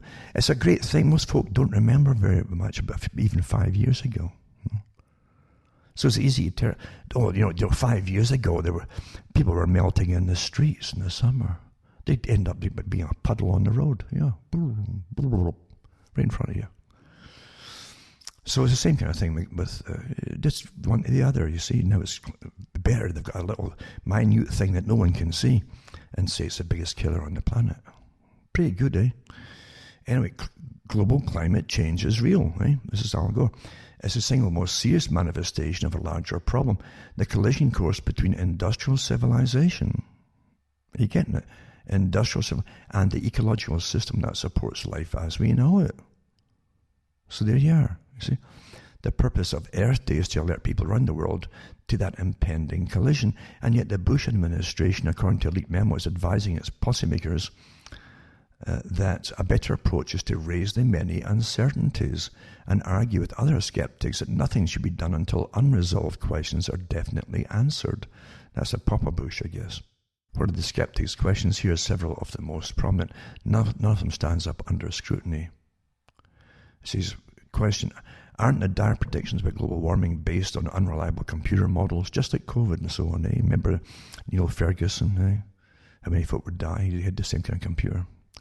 How do we know that there is any correlation between increased levels of carbon dioxide in the atmosphere and changes in temperature? And the answer is the most compelling evidence comes from careful studies of tiny air bubbles in Antarctic ice. These show that has actually happened to the Earth's climate during the last 160,000 years. As illustrated by the accompanying graph, carbon dioxide and temperature have gone up and down in lockstep, like that word again, as far back as scientists can measure. And through the last two ice ages, in the period of great warming in between, levels of carbon dioxide have fluctuated between 200 and 300 parts per million. Even the skeptics agree that concentrations of carbon dioxide will be pushed to levels of 600 parts per million within the next 35 to 45 years. They always give you these futures to get you to do things now on something that might happen, 50 years down the road. It's a really clever con, that one, isn't it? So anyway, this article goes through it, what was published back then when they tried to terrify you. We're all going to melt and all going to die because of global warming. And they wanted a carbon tax, which one that went through his exchanges, as I say. And they make big profits off it too, eh? Meanwhile, I remember reading articles on the air at the time when I was on the air. It was an article about how much money it cost to heat his other houses and so on, or on all the time, full time, Al Gore's houses, his private houses and stuff. And then Prince Charles was in the act as well, big time. And then it came out that a big military jet was paid money or was sponsored or whatever, or used a massive jet anyway, a transport jet, to take his Rolls Royces and his different favourite cars with him to all the meetings across the world for climate change. Yeah, there you go. That's how you do it, folks. Eh? I tell you. So I'll put these ones up too. So that's Al Gore one, the last one. And then this one, who owns the environmentalist movement? Far from a grassroots movement, environmentalism is a big business funded and directed by the leading families of the US and European establishments. And this was adapted from Chapter 10 of The Holes in the Ozone Scare, the scientific evidence that the sky isn't falling, published in June 1992 by 21st Century, and now in its second printing. So 25 years ago, okay, those who believed that Mother Nature comes first and humankind second were part of an insignificant fringe considered radical by most Americans. And this is 1992, right? These environmentalists were visible mostly at the level of the anti-nuclear street demonstration. That's where you used to see them, where the marijuana smoke wafted round back to nature posters on display. Today, however, what used to be extremist environmentalist ideology has become mainstream, permeating American institutions at every level, from corporate boardrooms to the Federal Reserve, the Congress, the White House, the churches, homes and schools. And it is because, you see, it's unconventional warfare. They actually have all that in their unconventional warfare. The military, Department of Defense, how they go into nations and you find disaffected groups, you fund them, and then bring on board with you and actually use them to bring down the system that you've got your military in, to replace it with your own ideology. This is all strategies. It says official lore from the environmental movement's publication asserts that the movement emerged from the grassroots. The truth, however, is that the funding and policy lines comes from the most prestigious institutions of the Eastern liberal establishment, centered around the New York Council on Foreign Relations, and including the Trilateral Commission, the Aspen Institute, and a host of private family foundations. This network of foundations created environmentalism, moving it from a radical fringe movement into a mass movement to support the institutionalization of anti-science, no-growth policies at all levels of government and public life. Maurice Strong, remember, too, who also was picked up and groomed by Rockefeller and put into public life by him, as a big front man as well. But he said that they wanted to would have to completely dismantle American industry into pre-industrial levels. Well, you're looking at going back into the days of the founding of America pretty well. Subsistence living, for most folk. Hope you're getting that. I hope you understand what they're talking about at times. And you remember, too, that these organizations, Aspen Institute, these are big fronts, big think tanks as well, for what's called the deep state. Hope you're getting the picture here. You don't vote for any of these characters, but they run your systems. They own it. Well, their masters they serve certainly own it, I should put it that way. And then it talks about the movement is fundamentally a green pagan religion in its outlook. And remember what Gorbachev said too, right? Gorbachev said when he was leaving the Soviet Union, he said that he says, I am an atheist, in one of his books, I am an atheist. It's supposed to be a question and answer to school children. And he says, so he said that in the book. However, later on in the same book, he said, we must create a religion, a form of earth worship to save the world, for sustainability, a form of earth worship. Well, that's been taught to the children. They're literally already kneel to the earth and the whole thing, Nothing happens by chance. That's what I'm showing you. Everything is designed, it's promoted, it's directed, it's implemented. That's a lot of work, to make it all happen. But it's presented to the public as some kind of spontaneous, every part of it. So the talks here about the Council on Foreign Relations, Eastern Liberal establishments, the network of foundations create environmentalism, moving it from the radical fringe movement into a mass movement to support the institutionalization of anti-science, no-growth policies, right? And it says, the vast wealth of the environmentalist groups may come as a shock to most readers who believe that these groups are made up of public interest, non-profit organizations that are making great sacrifices to save the earth from a looming doomsday caused by man's activity. In fact, the environmental movement is one of the most powerful and lucrative businesses in the world today. Funding from the foundations. There are several thousand groups in the United States today. Several thousand, right? This is then. This is an old article. In Saving the Earth. Although all share a common philosophy, these groups are of 4 general types. Those concerned respectively with environmental problems, population control, animal rights, and land trusts. Most of these groups are very secretive about their finances, but there's enough evidence on the public record to determine what they're up to. Table 1 lists the annual revenues of a sampling of 30 environmental groups. These few groups alone had revenues of more than $1.17 billion in 1990. You think they're all just grassroots? Eh? This list, it must be emphasized, by no means include all of these environmental businesses. They call them enviro businesses.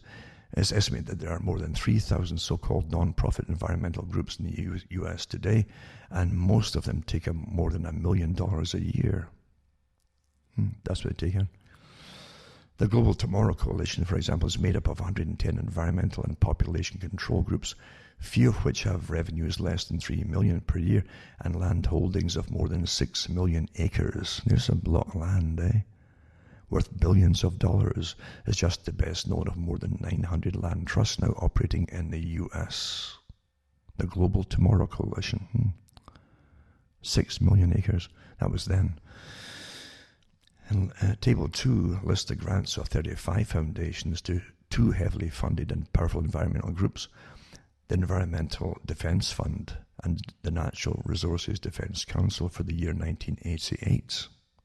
1988. The data available from public sources show that the total revenue of the environmentalist movement are more than $8.5 billion per year.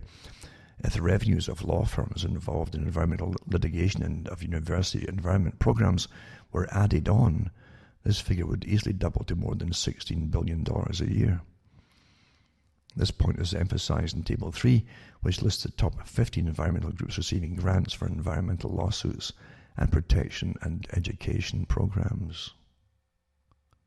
So you infiltrate the law system and so on. Once you get a law in the books, you can then go after so many different people under new ridiculous laws, like some little. I mean, the whole joke was a true joke. It's a truism that people were getting banned and literally kicked off the land they'd had for generations if they found some particular type of little frog that was, they claimed, some environments would claim as disappearing. That's all you had was a claim or a particular owl or something. You'd have to prove it. You have to just a statement, just the accusation was enough to get for the environmental groups to get support from the environmental groups that were the environmental police of the U.S. And they'd come in and kick you off your land. They had documentaries about that years ago, folk losing their lands of these claims. And then the environmental groups would take over the land. They get it for nothing pretty well, given to them by the state or by the law organizations that won the cases. And they'd end up owning the land. Incredible corruption here. And again, too, don't forget, too, the big foundations. The real deep state, is the foundations and the massive bureaucracies that run them. They have bureaucracies like the size of governments, bureaucracies and civil servants. Some of these massive, massive foundations, eh? And they fund the different groups of so-called environmental groups and justice causes and so on by millions of dollars a year. Yeah. So I'll put this one too about who owns it up. It's a longer article. It goes into different ones and the money they get and how the Environmental Protection Agency works with them, right? And it costs the U.S. economy $131 billion today. That's years ago, right? That's what it cost them then, using the Environmental Protection Agency.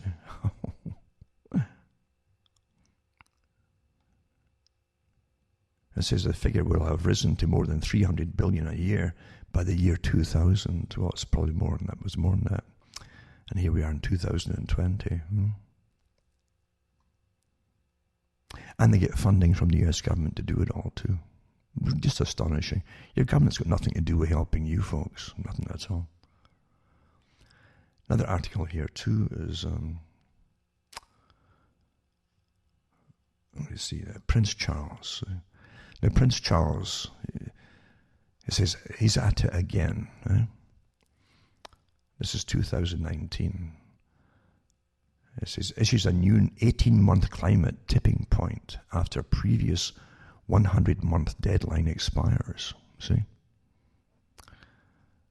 So, there you go. I mean, he's done this on and off over years, eh?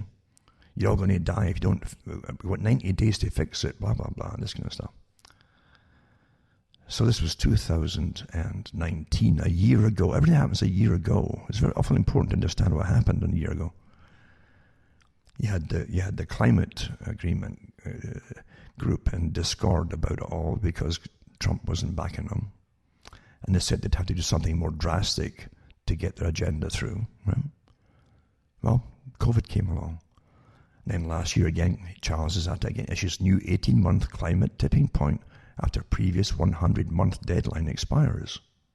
So he warned global leaders that if we don't tackle climate change in 18 months, the human race will go extinct. He said in a speech in London yesterday to foreign ministers from the Commonwealth.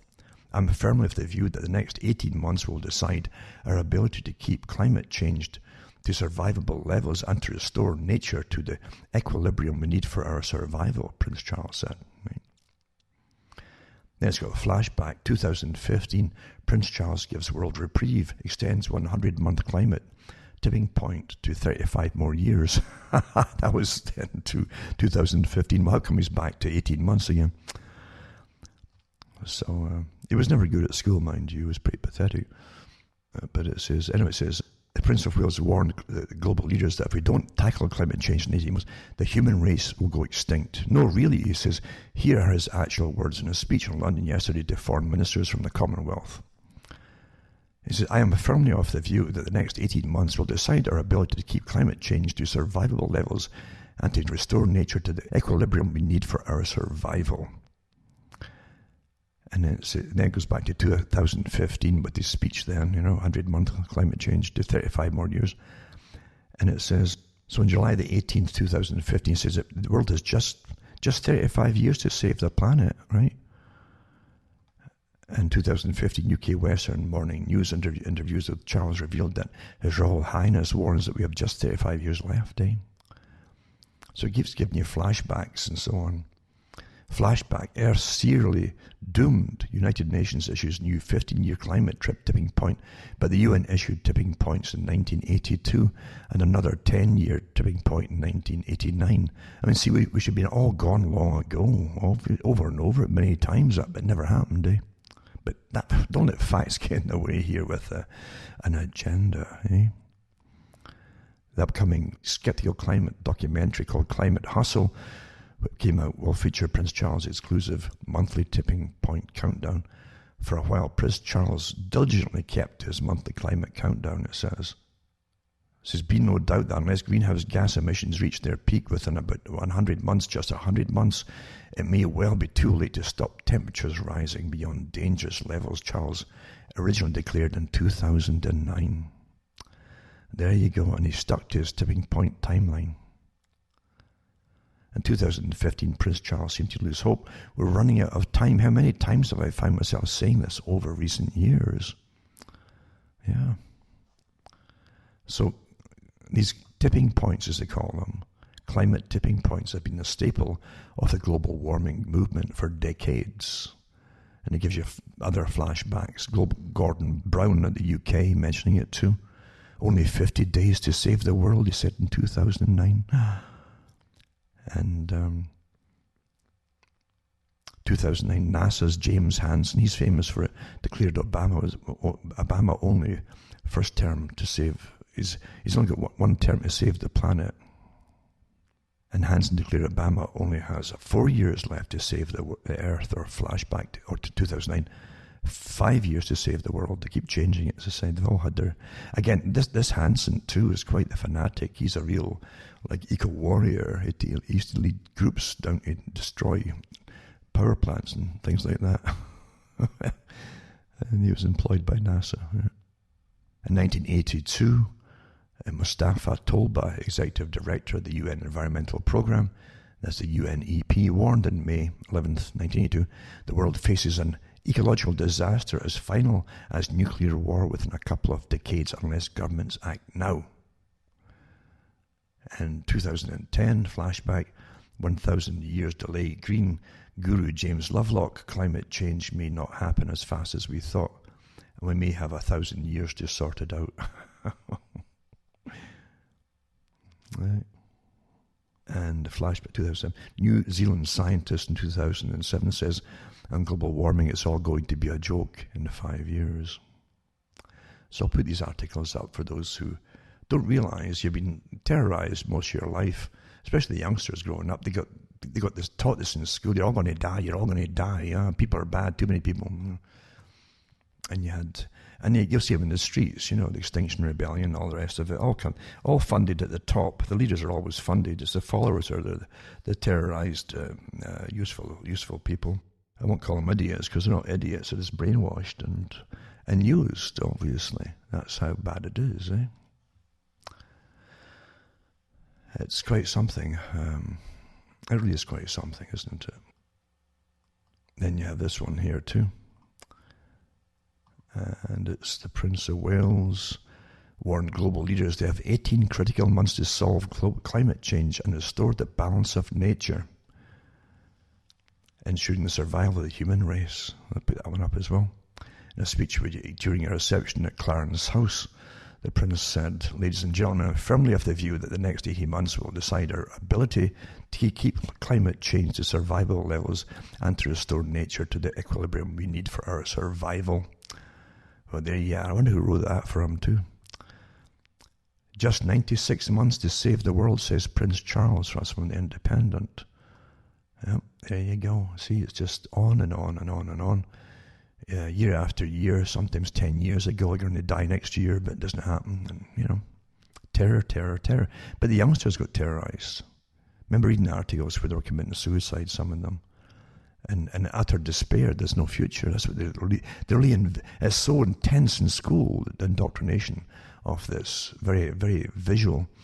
They can actually see in their mind this desert, this world of a desert of dead and horrible. There you go.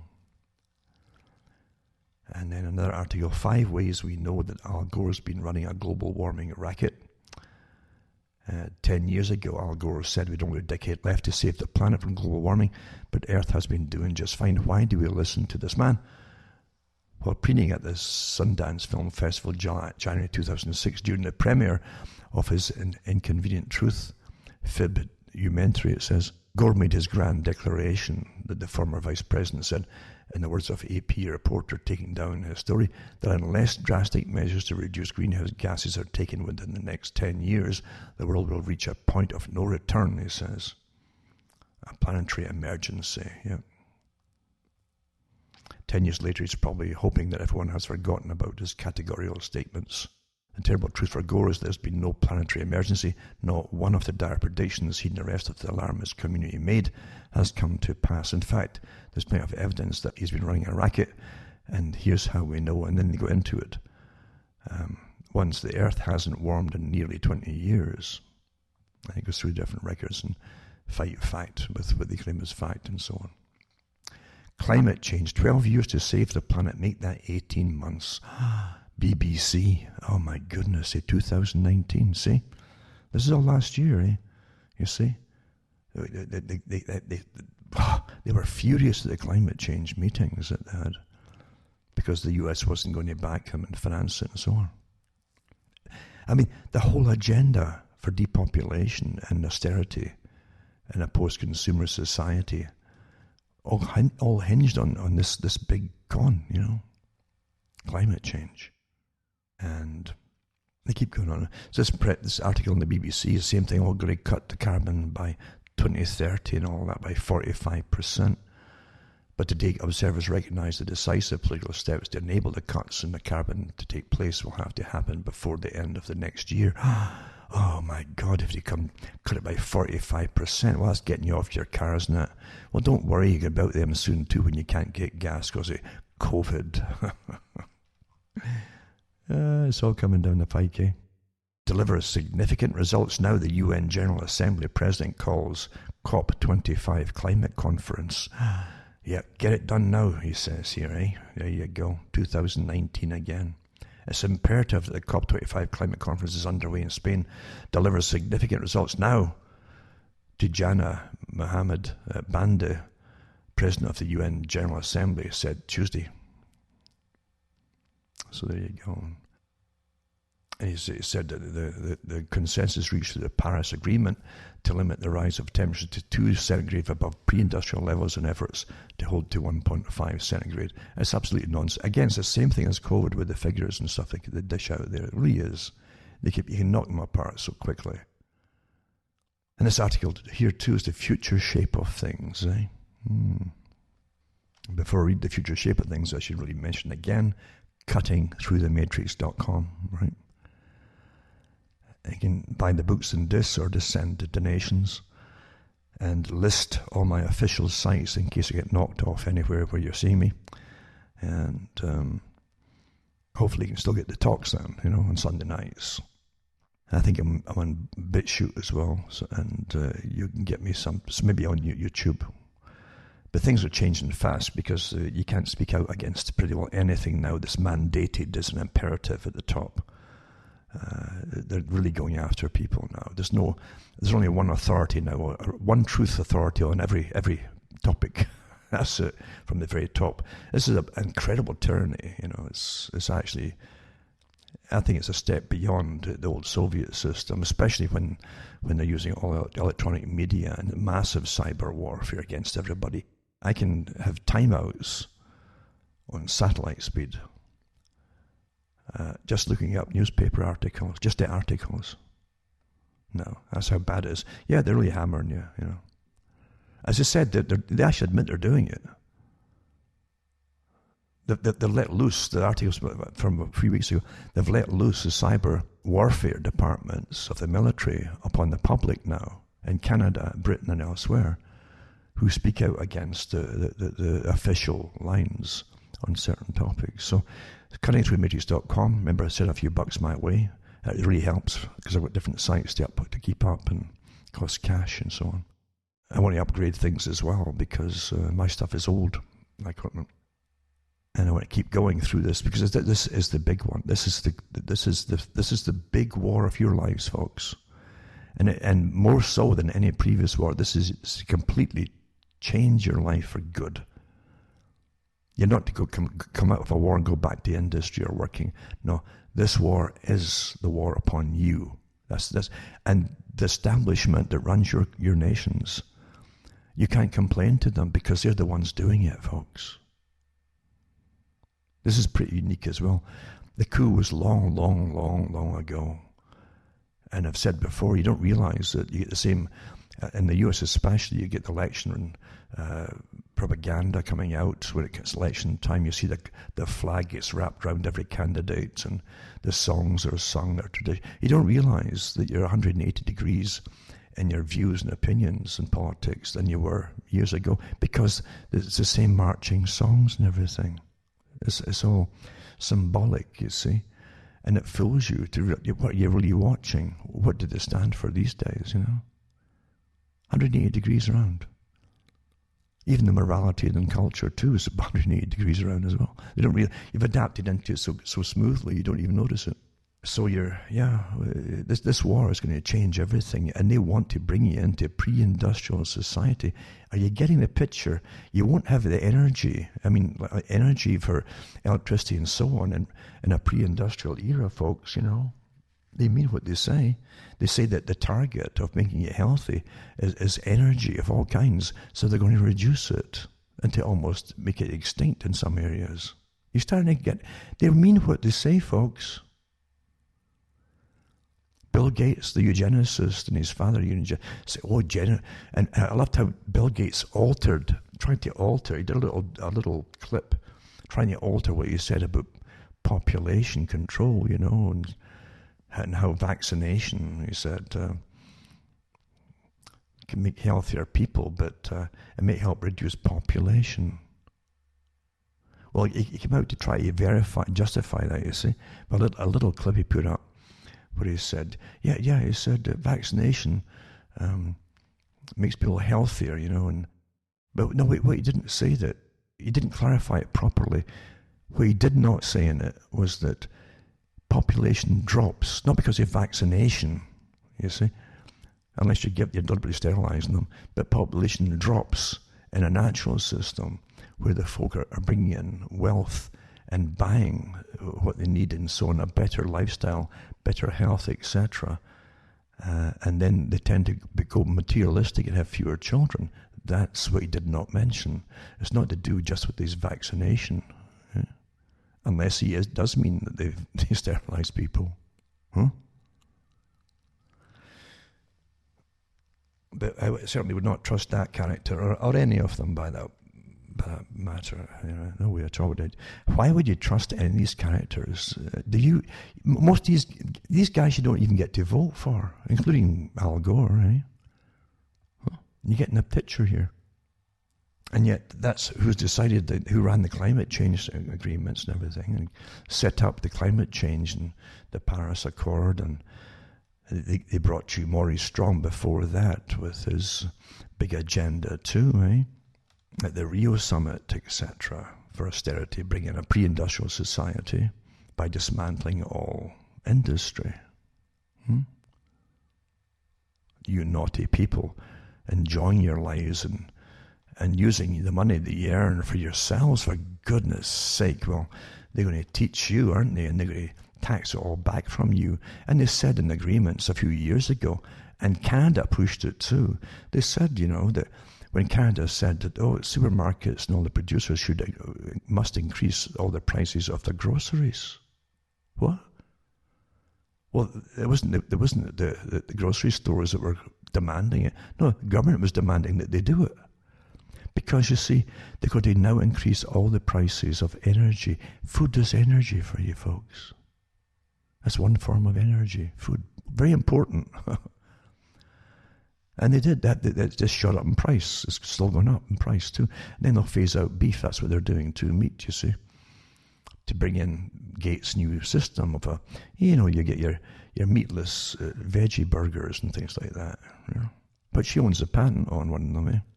It's amazing how they profit off the agendas that they force upon you. But that's just coincidence. They're really trying to help you, aren't they? I mean, you look at Bill Gates' eyes, and that face as the hands waft all over the place. And look at those eyes. It's like looking at a creature that's ready to strike you and bite you. I couldn't trust that man if you paid me to. I couldn't pretend to trust him. He's so insincere. His eyes are as cold as could be, I can tell you. No, I'm going to put up an article. You take what you can from it. It's just the future shape of things, and it's by Sebastian Friebel, former parliamentary advisor to the German Bundestag. And it talks about, he's a former employee of it, and he says, as a result of my work in Parliament and parliamentary group, become aware that the people in our country are being deliberately deprived of information on the corona crisis, which is of crucial importance for assessing the situation. Then he goes into what he knows of it too. And that's quite a good article, and folk have said, is it true, is it genuine? I have no idea. I mean, but he does go into the World Economic Forum, and remember he worked with the government. And he mentions as the mouthpiece of the most influential international corporates and major banks is using the crisis as an instrument to push forward a long-prepared agenda for the world economy. The Great Reset is presented as a change at global level towards a sustainable economy, but this is a deception. Actually, the companies of the WEF, which is mainly controlled by the financial and digital industries, want a centralization of political power in supranational institutions such as the United Nations, the EU, and the International Monetary Fund. They justify this shift of power on the pretext of managing international crisis for the welfare of the population. But is it realistic to think that the largest corporations in the world are suddenly so concerned with the well-being of the individual? Or are they exploiting the goodwill of people who want a fair and peaceful world and see supranational organizations as possibly being the key to this? And he goes on to different aspects of it too. He mentions too that President Schauble even spoke about this himself with astonishing openness when he said, the corona crisis is a great opportunity, and the crisis resistance to change is diminished. We can now bring about the economic and financial union that we have so far failed to achieve by political means. He illustrates with his statement why this crisis is very convenient for the long-planned transformation. The centralization of the economy towards a small number of large corporations and financial investors will be further accelerated by economic union, and so on and so on. It's not a bad article. It's quite a long article too, but you should read it anyway regardless, because there's a lot of factual information definitely contained within. That's all we can do with it at the moment. Make your own mind up. But as I say, there's a lot of factual information regardless in it, no doubt about it. And then Bill Gates says lockdowns could continue into 2022 and believes restaurants will be closed for the next 6 months. But again, what qualifications does this creep have? Huh? And he also expressed optimism about Joe Biden's incoming administration. Well, I guess they're on board. Get back on board the climate. They're already saying that we're back on the climate change agenda and everything else, and sustainability, and Who voted Bill Gates into anything? Come on here. See, we're run by the technocrats. All these front people that were set up and heavily financed by billions of bucks, etc., etc., heavily financed. People have a hard time with that because they really believe the myth that this person's a self-made man and that kind of utter rubbish. The characters that run all the social media platforms are all put out there by the CIA at the very least, and funded into operation. Opposition to the system, and a lot of the leaders you might even follow, is funded by the CIA. That's how you control any direction of society. You make sure you control everything, all sides of everything. That's how it's done, folks, and it's not new. It's not new at all. And when you hear about cyber warriors from the military and the 77th Brigade, don't forget too, they also put out real people, physical people out there, and give them their own platforms for podcasting and so on. Don't forget that too. I'm not saying they're all like that, but there's definitely a good bunch of them out there doing that too. There's no doubt about it. And they'll say a lot of stuff that others have been saying for years, who are doing the real work. They've got to be credible, and then they change it a little bit here and a little bit there as time goes on, and keep you going in circles, or direct you off into a column, the elephant traps, until you all fall into the elephant traps and lose your platforms because of it. But they succeed and they continue with their own platform.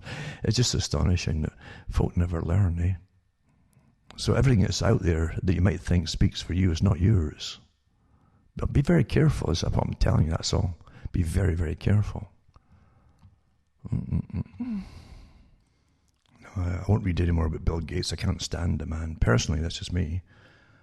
With his insincerity and his background and his history and his dad's history too. There's no way I would ever trust him and could ever trust him. And never mind the fact, follow him in any way at all, because he has no right to decide my life or anybody else's life. He's not a virologist, he's not an epidemiologist, he's not even a first aid attendant. So he's just a front man put there by the establishment as a mouthpiece. And so I've had enough of these mouthpieces. I don't know about you, but I can't even stand the propaganda of the media giving them write-ups. This is disgusting. Rather sickening, really. Again, too, as I've said last week, there's no way they would give the vaccine to promote it. Everything you see on television, remember, is fake. Everything is fake on TV. Everything's an act, remember. Even interviews are preordained. They don't even realize that when Kissinger or any of the characters go on these talk shows, they ask in advance. They have agents. Even Kissinger, they all have agents that manage them. And they demand from the interviewer or the company in advance what it's to be about, to talk, what questions they want to ask. I mean, and directly, like, exactly what questions do you want to ask and will you ask?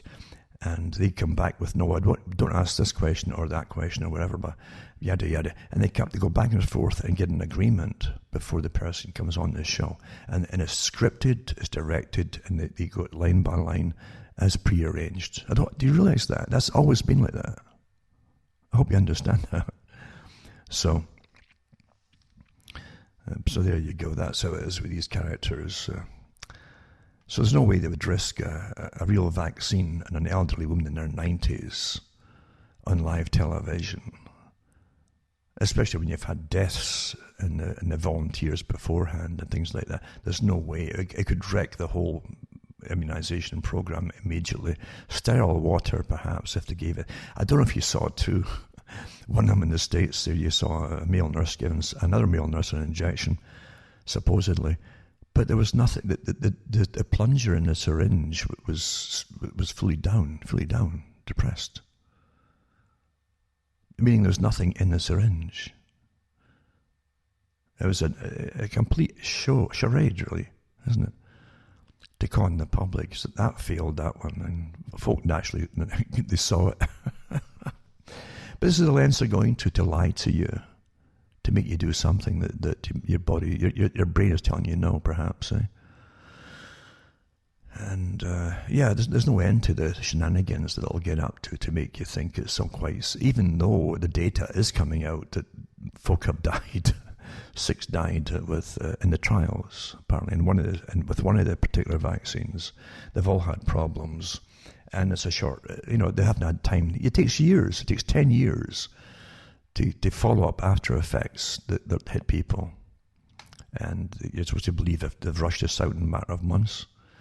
This RNA-type vaccine, mRNA. Nurse faints during live TV minutes after getting coronavirus vaccine.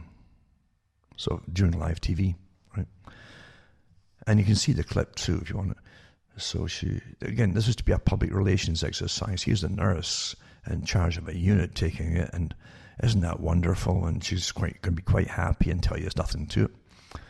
So you can actually see her losing her concentration, getting wheezy and woozy, and then just moving off, and then down she goes.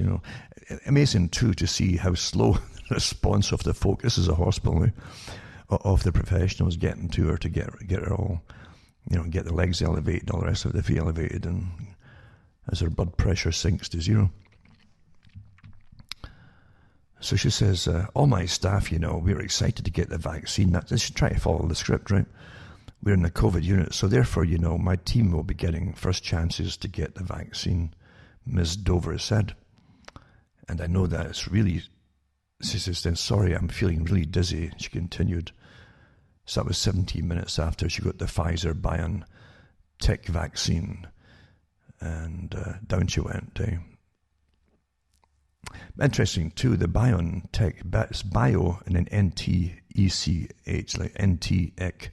BioNTech is a Pfizer a collaboration with a German company that also has been involved in one of the processes with other vaccine companies, including the Chinese one. And I read that the Chinese vaccine had been given to one of the Latin American countries there, and then and then they stopped it because of the terrible catastrophes it was causing amongst the people there, supposedly. That was an article I read there too, recently. I wasn't sure if it was Peru or somewhere, but it was some Latin American country that had been given it, the actual Chinese version of that one with the BioNTech group involved. Germany and coronavirus lockdown again, with schools closed and drinking in public is banned. There you go. So Angela Merkel, again, this technocrats, a Stasi inductee when she was a youth, part of the youth brigade, announced a raft of stricter lockdown measures to try to curb a wave of coronavirus infections. That's rubbish. You understand? It's all to do with the same. That's why they picked these tests and this particular idea of this virus. That's why they picked this. It's guaranteed to give you false positives. They say that in their own literature. So these aren't sick people. They don't even know they got it. Herd immunity, even if you've got a real virus out there, you end up getting herd immunity by allowing everybody to pass through their system. Most folk won't get symptoms. That's how it's always been. Even with the flu, a lot of the folk don't take the shots. They don't get it. They just got a system that luckily can fight it off very quickly and create antibodies very quickly. So they don't even really have the symptoms of it. Same with coronavirus. So anyway, that doesn't matter. This is an agenda. It all depends on this being believable, and to get this whole agenda through. You can't go back to normal when your government's already supposedly borrowed trillions of dollars, and they're still borrowing to dish out to the public. The value of your dollar, if anything is real at all, right? And we know they've got special magicians in central banks brought in to do magical accounting. We know that, sure they do. But if anything was real at all, that your dollars were worth, it's like the German mark in the Great Depression when they had the Great Collapse. But you take basketfuls of dollars to get a loaf. If you're lucky, you might get half a loaf, with a full barrel load. That's what happens with inflation, right? This is it, folks. And you can't complain to anybody because the ones doing it are your own governments were taken over a long, long time ago. Completely, that is, you see, taking over. So anyway, here's Germany going the same way with this strange creature, Angela Merkel, that they just keep going forever and ever and ever. There you go. And of course, in winter, in countries that get snow and bad weather, that's when you get folk going in every year with bronchial problems and pneumonias and so on. It's natural. Every year I've got lots of articles saved up about that.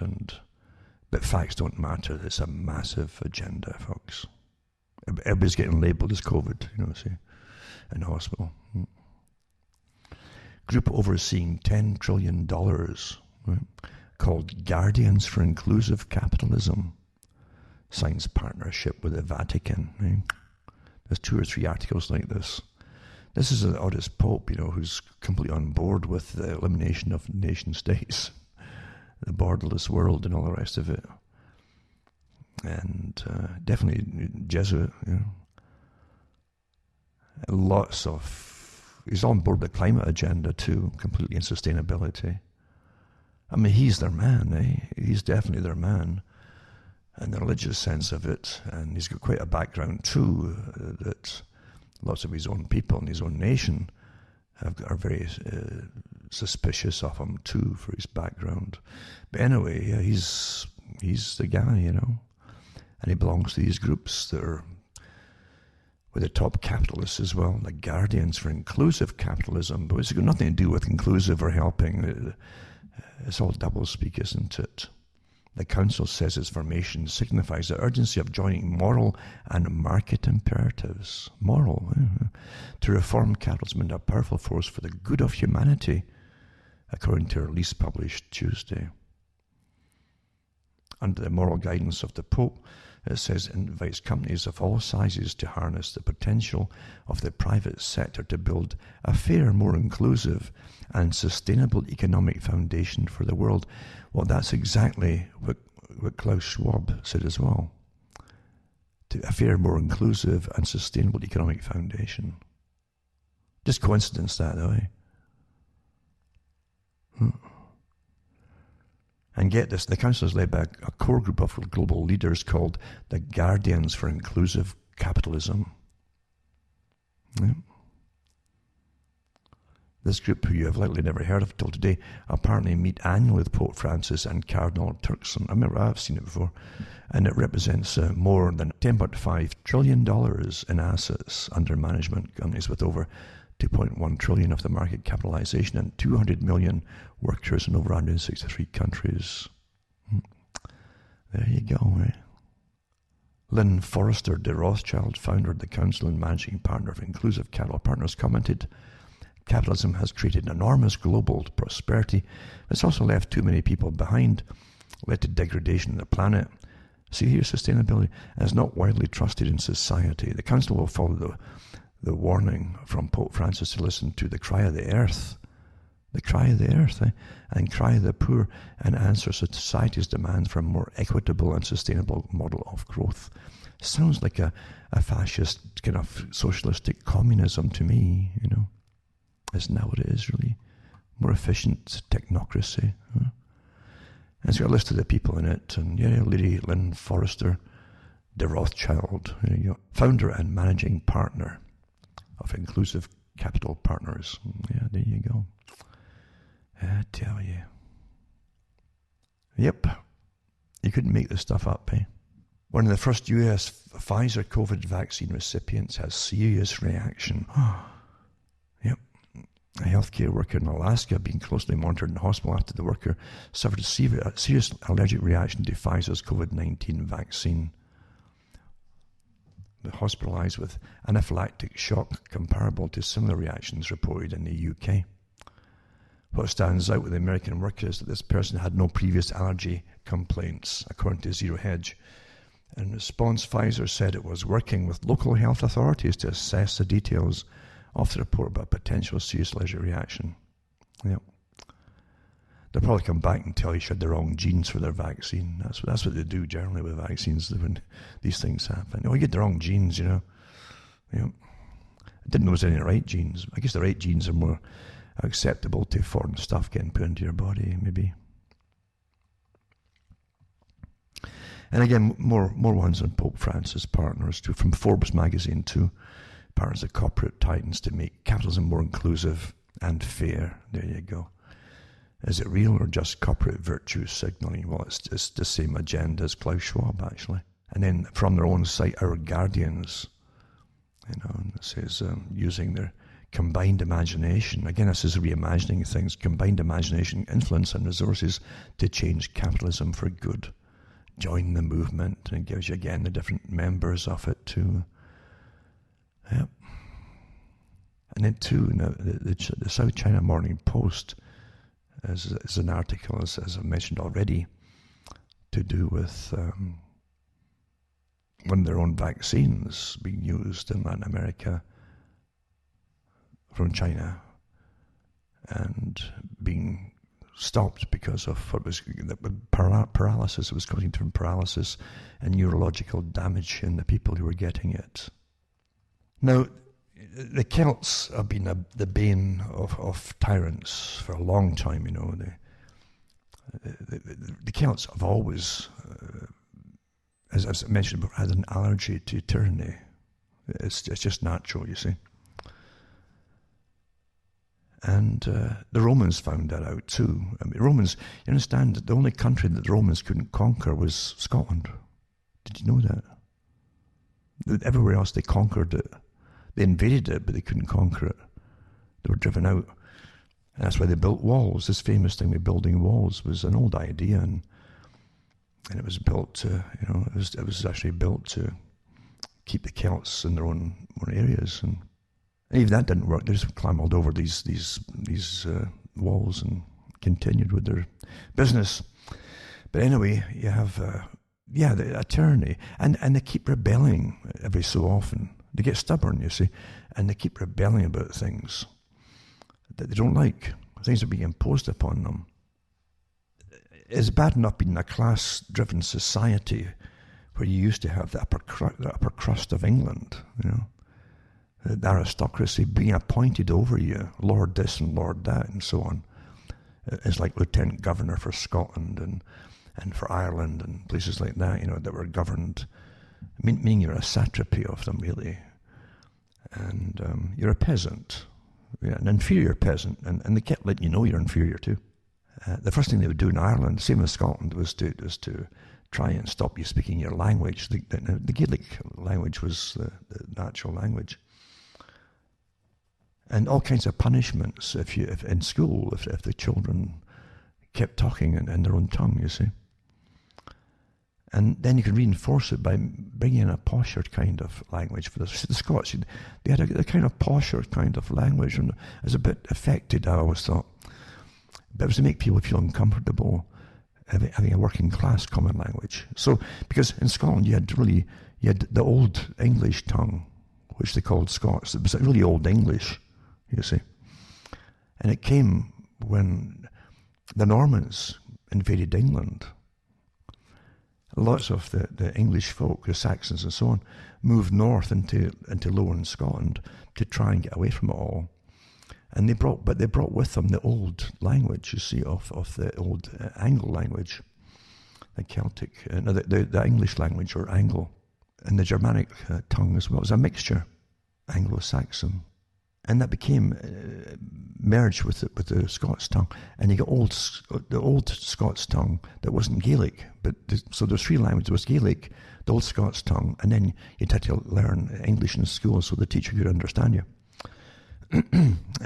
So that's what you had. And really, when you look at Robert Burns as an example, the poet, his language that he spoke was really derived from the old English language. It was the old language, they call it old language of Scotland. But no, it wasn't Gaelic. But what you got with upper crusts that looked down on you, was to mind your place. A common expression, mind your place in the class system. And hold your tongue was a common thing you were told to by your betters. And just shut your face. That was to stop talking, shut your face. Well, they've done it now with masks. Eh? It's astonishing. They've done it in Scotland with Sturgeon. And they've done it in Ireland. Irish man is sentenced to 2 months in prison for failing to wear a face mask. So now they're jailing them, right? So he's definitely been shut up. So you've been made to shut up, see? But again, he's got an allergy to being told what to do and wear this silly bit of paper. While traveling to his uncle's funeral, that's when they got him, despite claiming he was medically exempt. So Andrew Heisman travelled from Dublin to Knock in the Republic of Ireland on July 14th to lay his relative to rest when he was asked by a bus driver to wear his mask properly. The Garda police officer Thomas Bowens told Castlebar District Court that Heisman was wearing his mask like a hat. Well, why not? Huh? And refused to follow orders to cover his mouth and nose.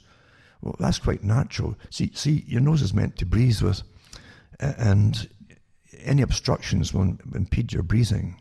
That's why you're not born with a mask on or a flap there, you see. You understand how everything is completely crazy? You've been told to suffocate yourself wearing a mask.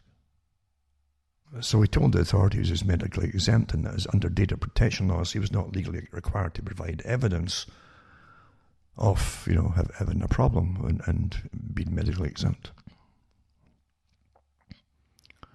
Despite protesting the charges were trumped up, Heisman was convicted under the Health Act of 1947 and now faces 2 years in jail. Yeah. So, as Judge Fiona Lydon, Heisman's said his behaviour had been totally inappropriate, with the judge asserting she was satisfied that all of the ingredients required to secure conviction had been satisfied by the state. So there you are. There you are. This is the kind of nanny judge you get in a nanny state.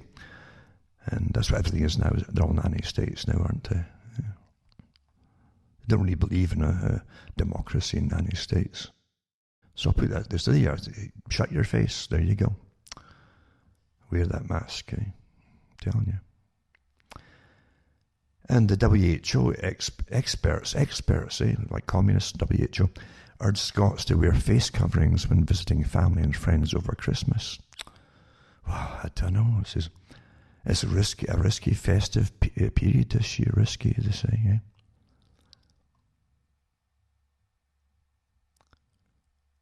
So they issued the guidance ahead of what it fears will be a risky time in the fight against the coronavirus. People should gather outdoors if possible, and even small indoor gatherings are considered to be a spec. You ever tried the weather in Scotland this time of year? Yeah? So gather outdoor. Why don't you tell all these characters to get stuffed? Huh? Why don't you start asserting your rights? Huh? It's just astonishing. What won't you do, right? By these prunes, these characters, these comic characters, they just make things up as they go along to see if you're dumb enough to obey them. So stand outside, travel. If you travel at all to see around, stand outside along with the black ice or the snow or the freezing rain, and let's make merry. Who's kidding who? Huh? For something that if you get it, you won't know you've got it. And don't remember all these, so many thousands tested positive today, their cases. Don't forget that in 2 weeks' time, there won't be cases anymore because they've all developed their own antibodies without a vaccine. Otherwise, they would get sick and stay perpetually sick. Do you understand that? When they say cases, they don't stay as a case. You get over it. You probably never had any symptoms of it, but these swabs, they detect particles and get spun and amplified to produce more and more and more of them. We'll say, you might have a virus. Well, in 2 weeks' time, if you get your test negative, they can only test negative in that case after getting it if you've developed antibodies.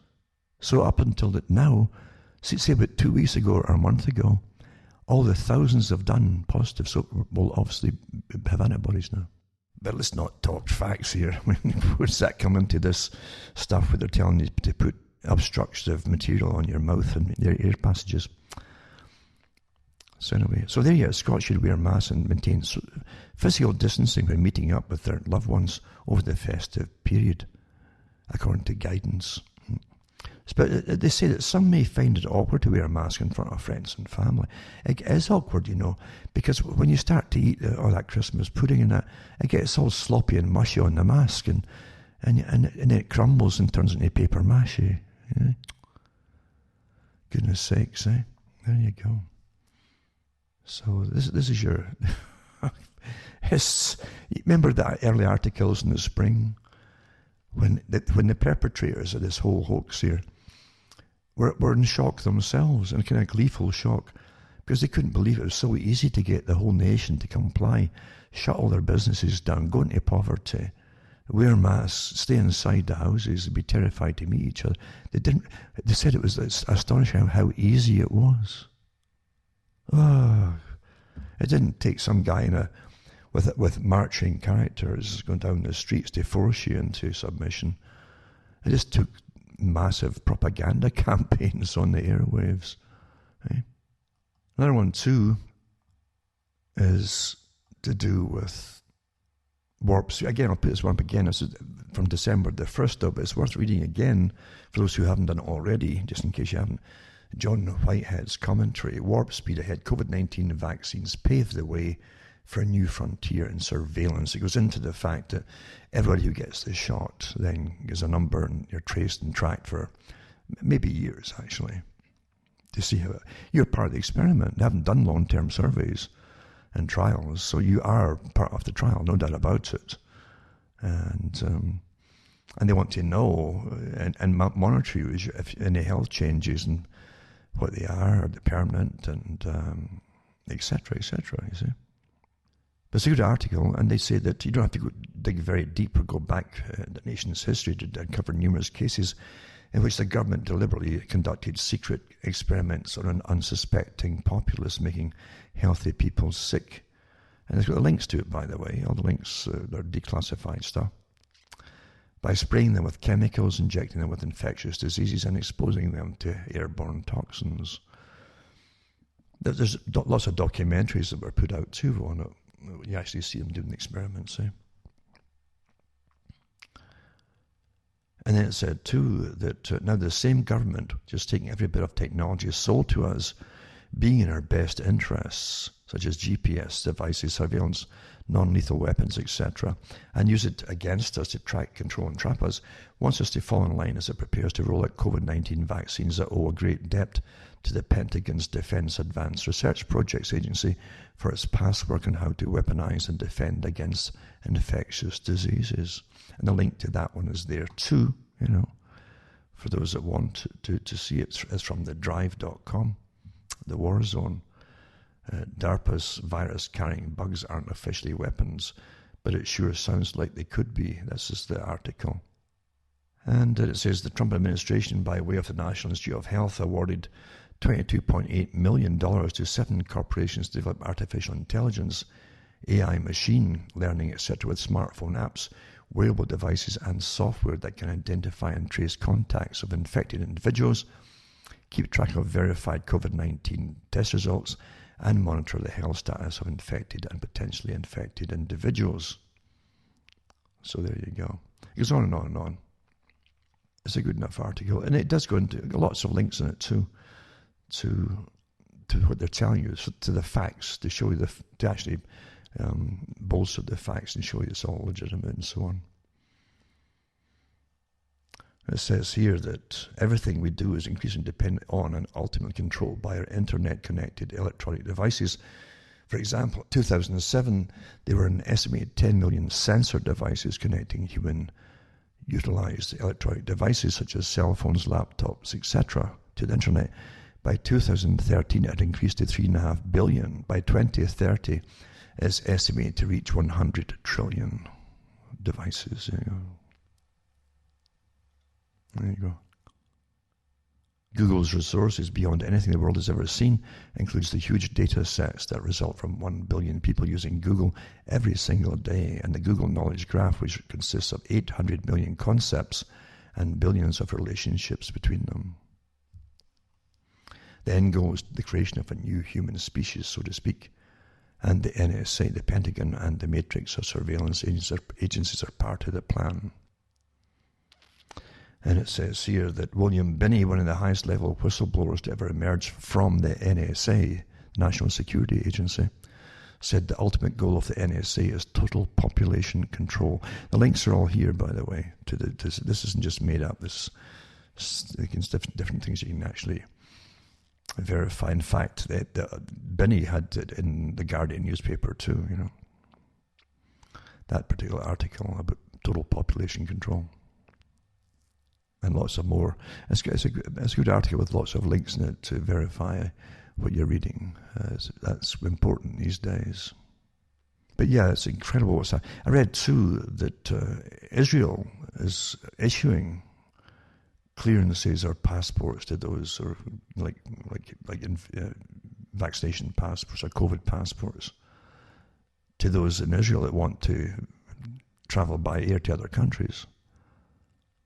Now, let's go back to last week, and maybe this week too, but if I do the same article again perhaps, but it was from Gates, and it's also from Fauci, where they both say, and other ones too involved in this, that the vaccine isn't going to stop you from getting the virus.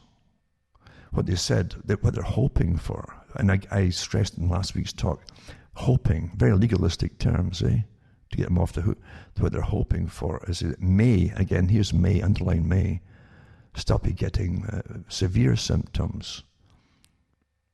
In the actual trials from months ago, I remember reading that said that the most they could hope to do was to stop you getting minor symptoms, even like sniffles. See? Because everything's up in the air, right? But last week's article said it may stop this, it may stop that. But it won't stop you from getting it. And it said that it won't stop you from carrying it or passing it on to other people. Well, you go back to Israel. Okay, you've had your shots, now you're allowed to travel by air.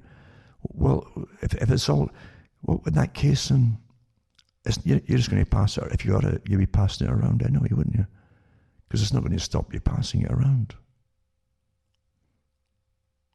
So when nothing makes sense, it's not meant to make sense. There's a big con going on somewhere. Obviously, big cons.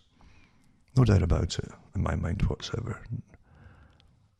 And if it wasn't, you see, they would say, well, we've given you a vaccination, but you still can't travel until we find a way to stop you passing this on.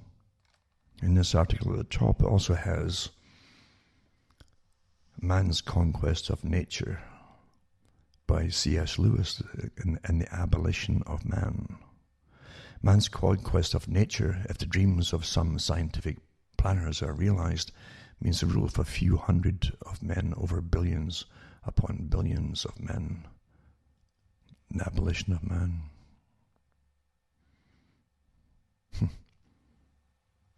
It's kind of like what Kissinger said a few years back too. And Brzezinski, I think, bolstered him up on it too, or backed him up on it, when he said that at one time it was armies. It could take millions of men and keep other many, many millions under surveillance by traditional means and rifles and bayonets and so on. And it wasn't really practical. But he says it was easier to do that than kill them all, you see.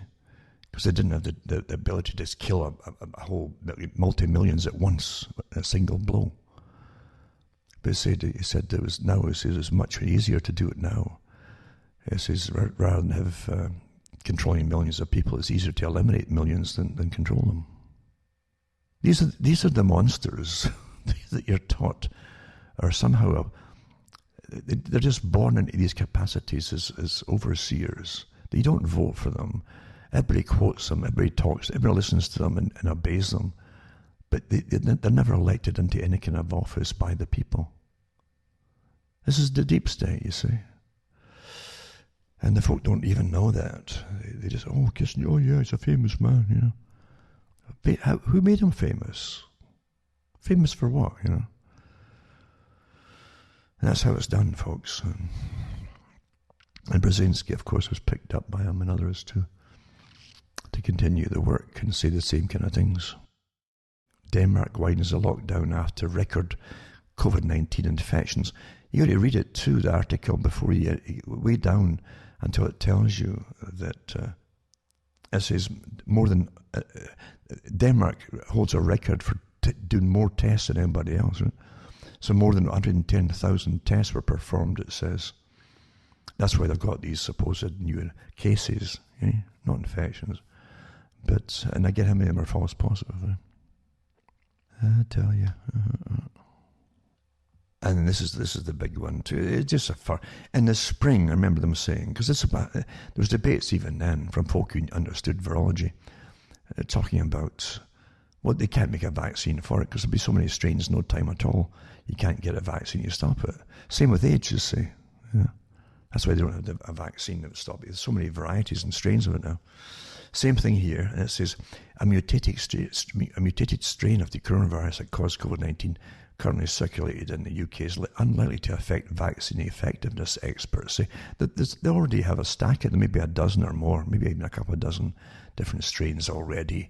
But they're talking about this one, there's only one, because obviously it would negate the whole usefulness of the vaccine industry in this particular endeavour, because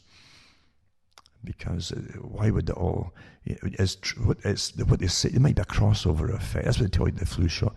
Well, it's a different flu strain, but there might be a crossover effect. This is highly scientific and accurate. There might be a crossover effect from that flu variation to the next flu. So it might cover you.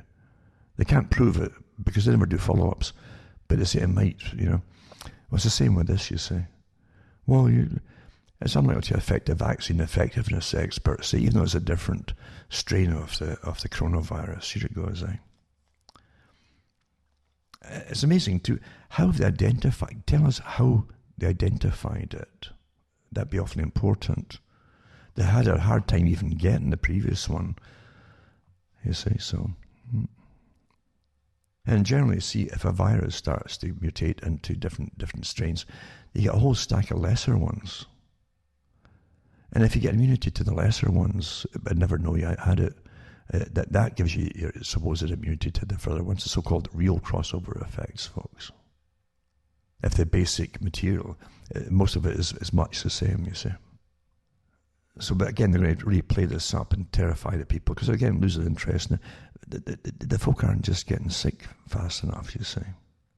Brexit Day 2020. When is the UK due to leave the EU and how will it happen? It says by the Telegraph. Well, again, don't forget, I started off talking about sustainability and the climate agenda because you see, they were furious last year. They told us they were furious in newspapers because people were pulling out of it. The US pulled out of it. That's a lot of funding too for them. And other folk were starting to ignore it. And they said, well, what needs something drastic to get it back on board, you know? And, well, they brought up COVID. That's the next step, you see. And they get done much quicker with COVID than this trying to persuade us through agreements and cutting us back on prosperity and take more of our money from us into essential necessities like food and accommodation. That's what they said under sustainability. We'll have to take more and more away from there so they have less money to spend on other goods, etc. Huh?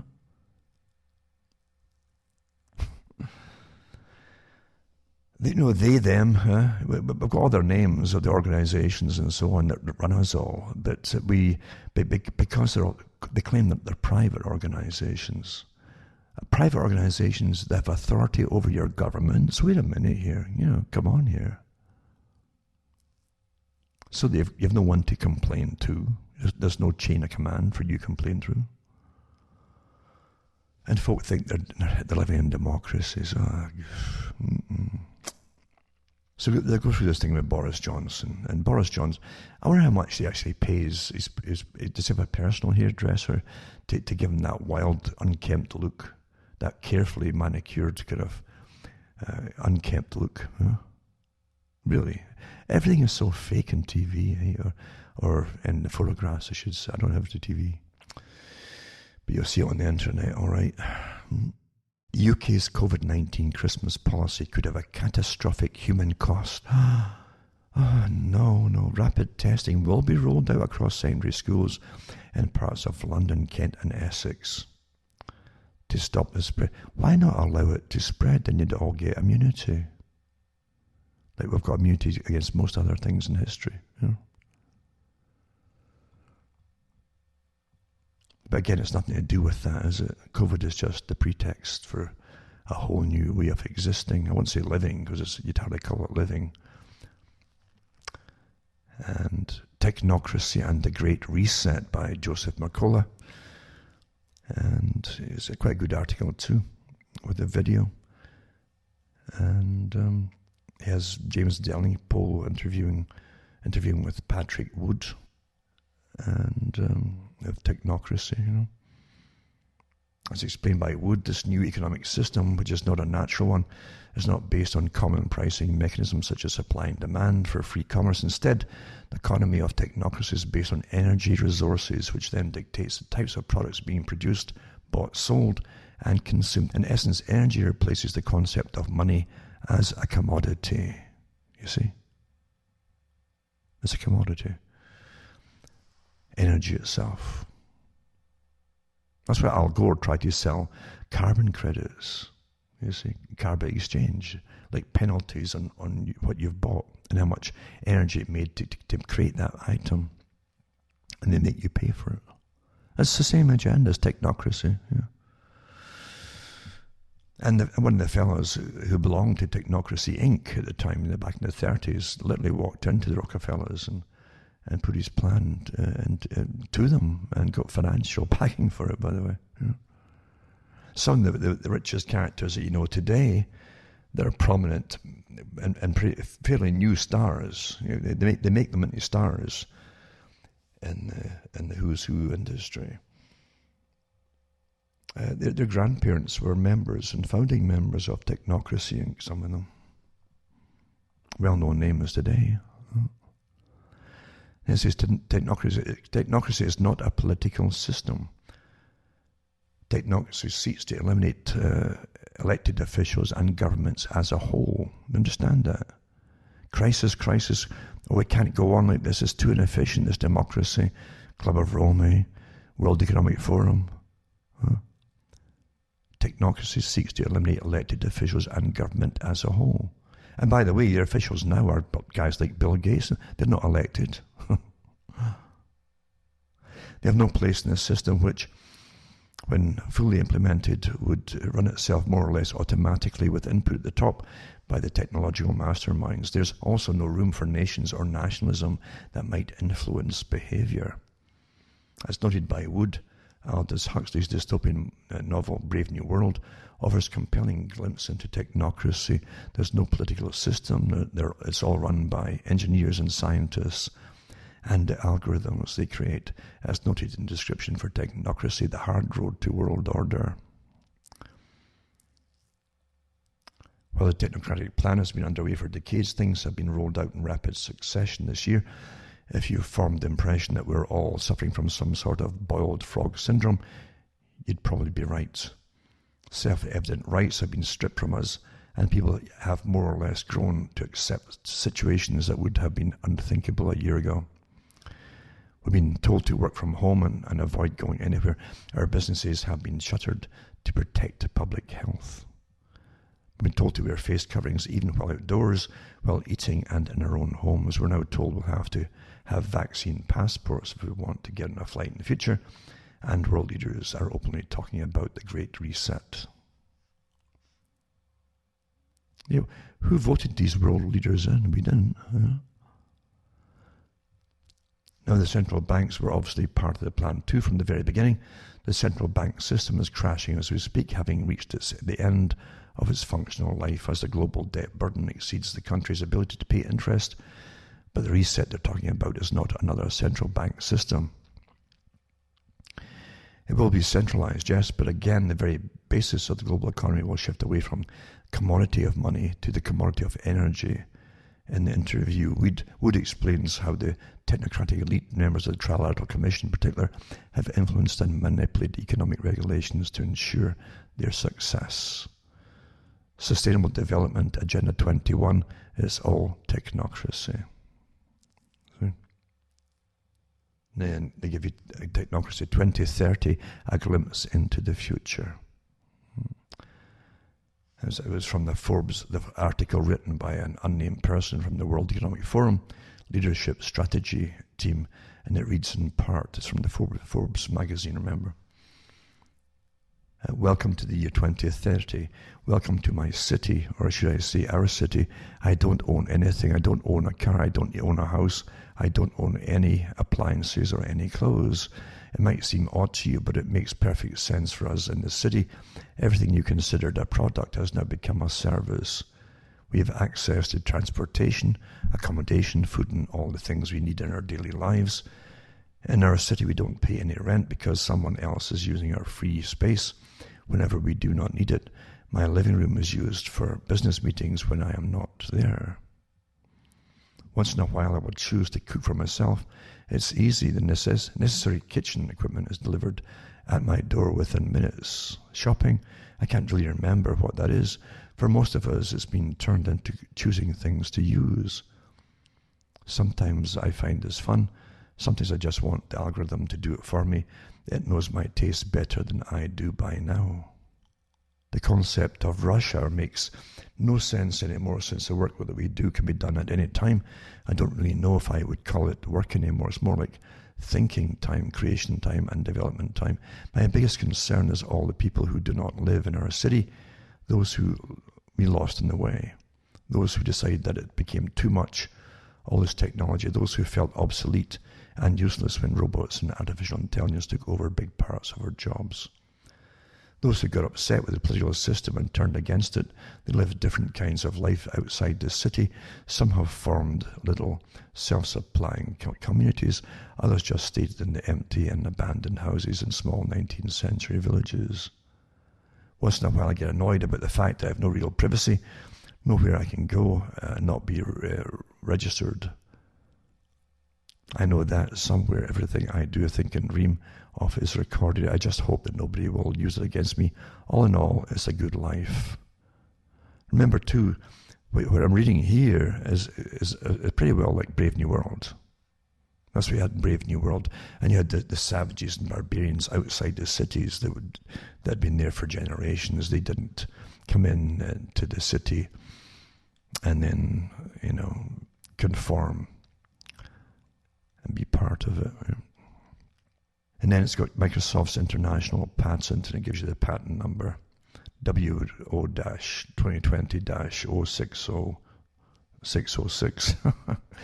Describes a cryptocurrency system using body activity data.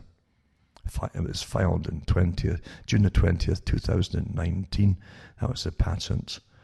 And the patent office application is 161288518, filed September 21st, 2018. And then explains in the abstract that human body activity associated with a task provided to a user may be used in a mining process of a cryptocurrency system. A server may provide a task to a device of a user, which is communicatively coupled to the server, a sensor communicatively coupled to or comprised, and the device of the user may sense body activity of the user.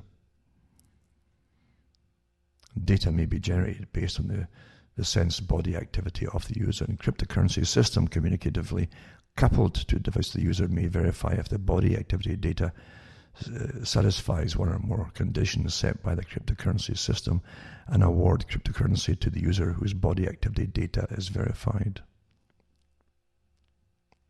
It would turn basically the human beings into robots, and it'd be part of the answer of how you will survive in the future, making a living in the artificial intelligence, tech-driven, cashless world of the future. And people will be brought down to the level of mindless drones, spending their days carrying out tasks automatically handed out by, say, a cell phone app in return for a cryptocurrency award. Then goes into who are the technocrats, and so on. You cannot simply join the Trilateral Commission, is one example. They select their own members as invitation only. A list of the members as of 2020 can be found on freddonaldson.com. Well-known names in the U.S. Trilateral Group include David Rockefeller, Henry Kissinger, Michael Bloomberg, and Google heavyweights Eric Schmidt and Susan Molinari, Vice President for Public Policy at Google. Recognizing the necessity of the media, there's also David Ignatius, columnist for the Washington Post, David Sanger, Chief Washington Correspondent for the New York Times, and Gerald Seib, Executive Editor at the Wall Street Journal. And it gives you an interesting list, it says, of people and organizations such as the Club of Rome, the Aspen Institute, the Atlantic Institute, the World Economic Forum, and the Brookings Institute, and other think tanks, and so on. Good enough article, though, for those who want to peruse it and go through the information to show you that nothing's happening just by itself here. And it's a big operation with all these different factions and organizations involved in planning and implementing any future. Now, technology really is not your friend today, unfortunately, and it's inevitable, because if anything can be done, whatever it is, it will be done. It's like weapons. Yeah, if they can be made, that they will be used. That's what happens. And the same with technology. You're not living in a society where you really do have rights and there's decent human beings running the show. You're run by tyrants, really. Many with degrees. I mentioned that last week too, about demonic professions and things like that. How they go into that's like demonic possession of people. It might encourage them into these professions, or they may already, or maybe they become possessed once they go into them. When you really know what the characters do in some of these laboratories and how they chop up different things and analyze them, and they think nothing of it, literally nothing at all of it. They feel nothing. They certainly don't feel any sorrow or guilt or even repugnance. They're psychopathic, And the ones who design viruses and bacterium and funguses and so on for warfare purposes, would you want to get into the headspace to figure out what they think about during the day? It would surprise you how cool and calm they are. Because they are psychopaths. There's no doubt about it. They are psychopaths. I've no doubt. They can kiss their wives goodbye in the morning, their children, and come home and do some clipping in the garden or whatever, and other hobbies and their interests. But if it came to guilt, if you ask them guilt about anything, no, not at all. Because psychopaths cannot tolerate and will not tolerate frustration and anxiety. It doesn't happen.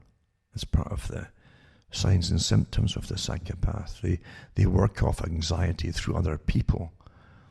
And watching them get upset, they're awfully good at that. And they'll stand back and actually smile when they get people fighting each other, where they've manipulated them into fighting each other and arguing with each other, and they step backwards and watch it happening.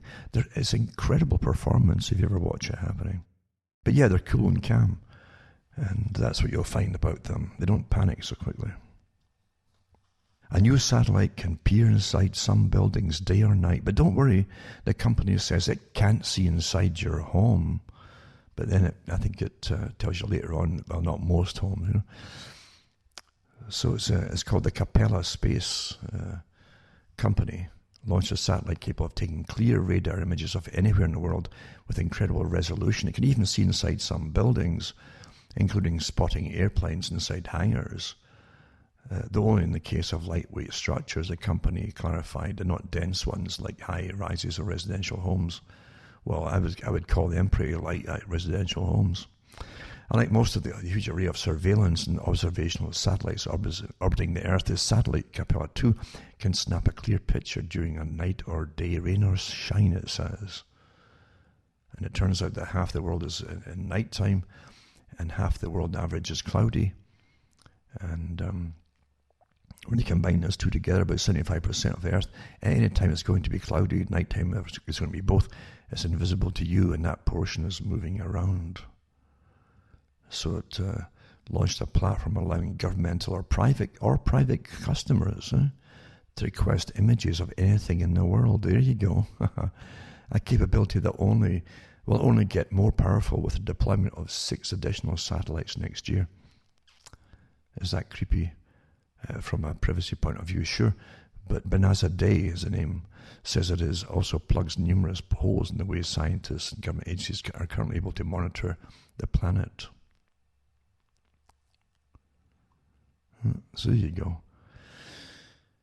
And what can you say? It's going to get worse and worse, obviously. And again, I'm going to put up once again the scenarios for the future of technology and international development. Rockefeller Foundation, right? That's the one from 2010 that had the lockstep in it, where they went through the whole... Incredible how they set up technocracy. The Milner Group, the Royal Institute for International Affairs, set up their branch in the States, starting with the CFR group, and the Trilateral Commission eventually came down the pike. But they already had their families placed inside America that worked with what they called the Anglo-American establishment based in London at the time. It was all set up long, long ago. And it was Lord Earl Grey, who was the official representative for Britain at one point, who was chosen to come over and really work with Mandel House, or Colonel Mandel House is an honorary title they gave him. So, but he was an important character when they were really setting up the big institution that was to run the United States of America, the private organization, the one that brought in the Federal Reserve as an example in preparation for wars and borrowing money by the state that the taxpayers would then have to pay back. So they brought in the Federal Reserve too, under temporary war taxes and so on. Everything was managed that way, you know. And the public, it's all kept out of the general history books. You can get it some, I don't know if you can still find them in universities today. The ones by Mandel House, really important. Well, I thought interesting books to read by a real, psychopath who liked to boast a lot about his big part in it all, and how really he had President Wilson under his thumb. Mandel House was the real boss, according to himself, and so on, and how he really was behind the big scheme for creating the Federal Reserve System. But yeah, the Rockefellers were the ones that Lord Earl Grey went over. It wasn't just to see Mandel House, it was also to see the Rockefellers. Don't forget, Rockefellers grabbed all resources that humans needed and said competition was a sin, because they'd worked towards a system of total monopoly for everything that you would need across the whole planet. That was the idea behind it at the time.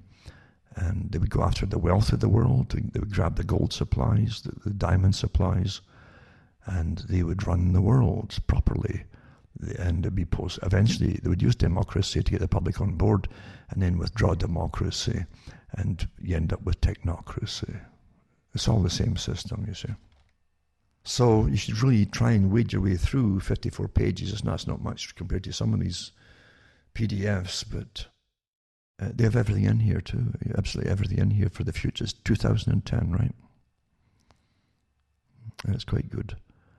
And how they would manage the world, and bioethics. Eventually, the one recently came from Rockefeller Foundation, and they're running the bioethics commission for the COVID stuff, and how I've got articles here how the hospitals, guidelines for the hospitals, and who to treat, who not to treat, and how they would monitor people who came into hospital, and they would work out life expectancy if they did or didn't treat the person, and all that kind of stuff. Your age was how to. I've said it for years. You're already getting categorized all the time by your age. Any disabilities at all, there's even aging problems, are all categorizing for you for treatment or no treatment when there's a scarcity of medication. They say these are official documents put out to all the hospitals in the States and Canada and elsewhere, of course, because we're all on board together, aren't we? And the folk don't know it. They haven't got a clue what's really going on,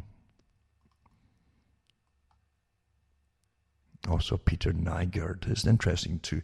The fashion mogul. I don't know. I've never seen him before.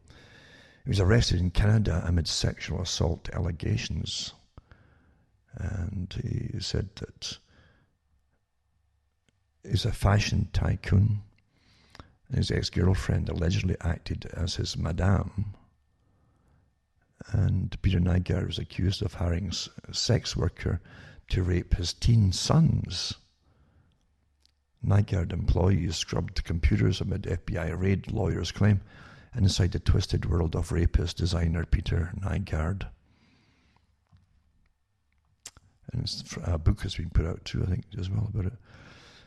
Anyway, the 79-year-old Finnish-born designer and businessman whose women's apparel company was headquartered in Times Square in the States is accused of fueling his near-daily need for sex with victims as young as 14.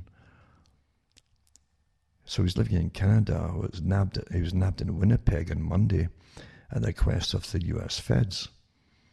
Manhattan prosecutors had been investigating the grey-maned magnate at least since February, when they raided his headquarters after a slew of women sued him for alleged sex abuse. And the allegations go back as far as 1995. And harm to his victims include not only economic and psychological harm, but also numerous instances of non-consensual sex, including non-consensual group sex, attempted forcible rapes, and drugging of victims. And of course, they lured in the young females to put them in the payroll as models and assistants and so on. It says, yeah. And they had pamper parties or gigs known for their free food, drink, and spa treatments, etc. in California and the Bahamas. It says too that he would use a girlfriend or employee at his eccentric parties to scout out fresh victims who would then be forced to have sex with him and later receive hundreds of thousands of dollars in cash. But anyway, that's one article, but there's been another guy too, another in the same kind of trade, I guess. And I think it was Jean-Luc Brunel, model scout and trainer of Jeffrey Epstein, arrested in France on rape and sexual trafficking charges.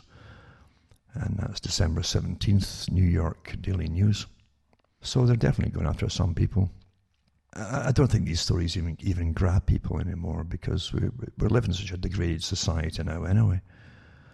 Folk watch a lot of this stuff on regular entertainment, and then you're reading about this and they're saying, well, what's the difference, you know? I don't think you can shock people so much.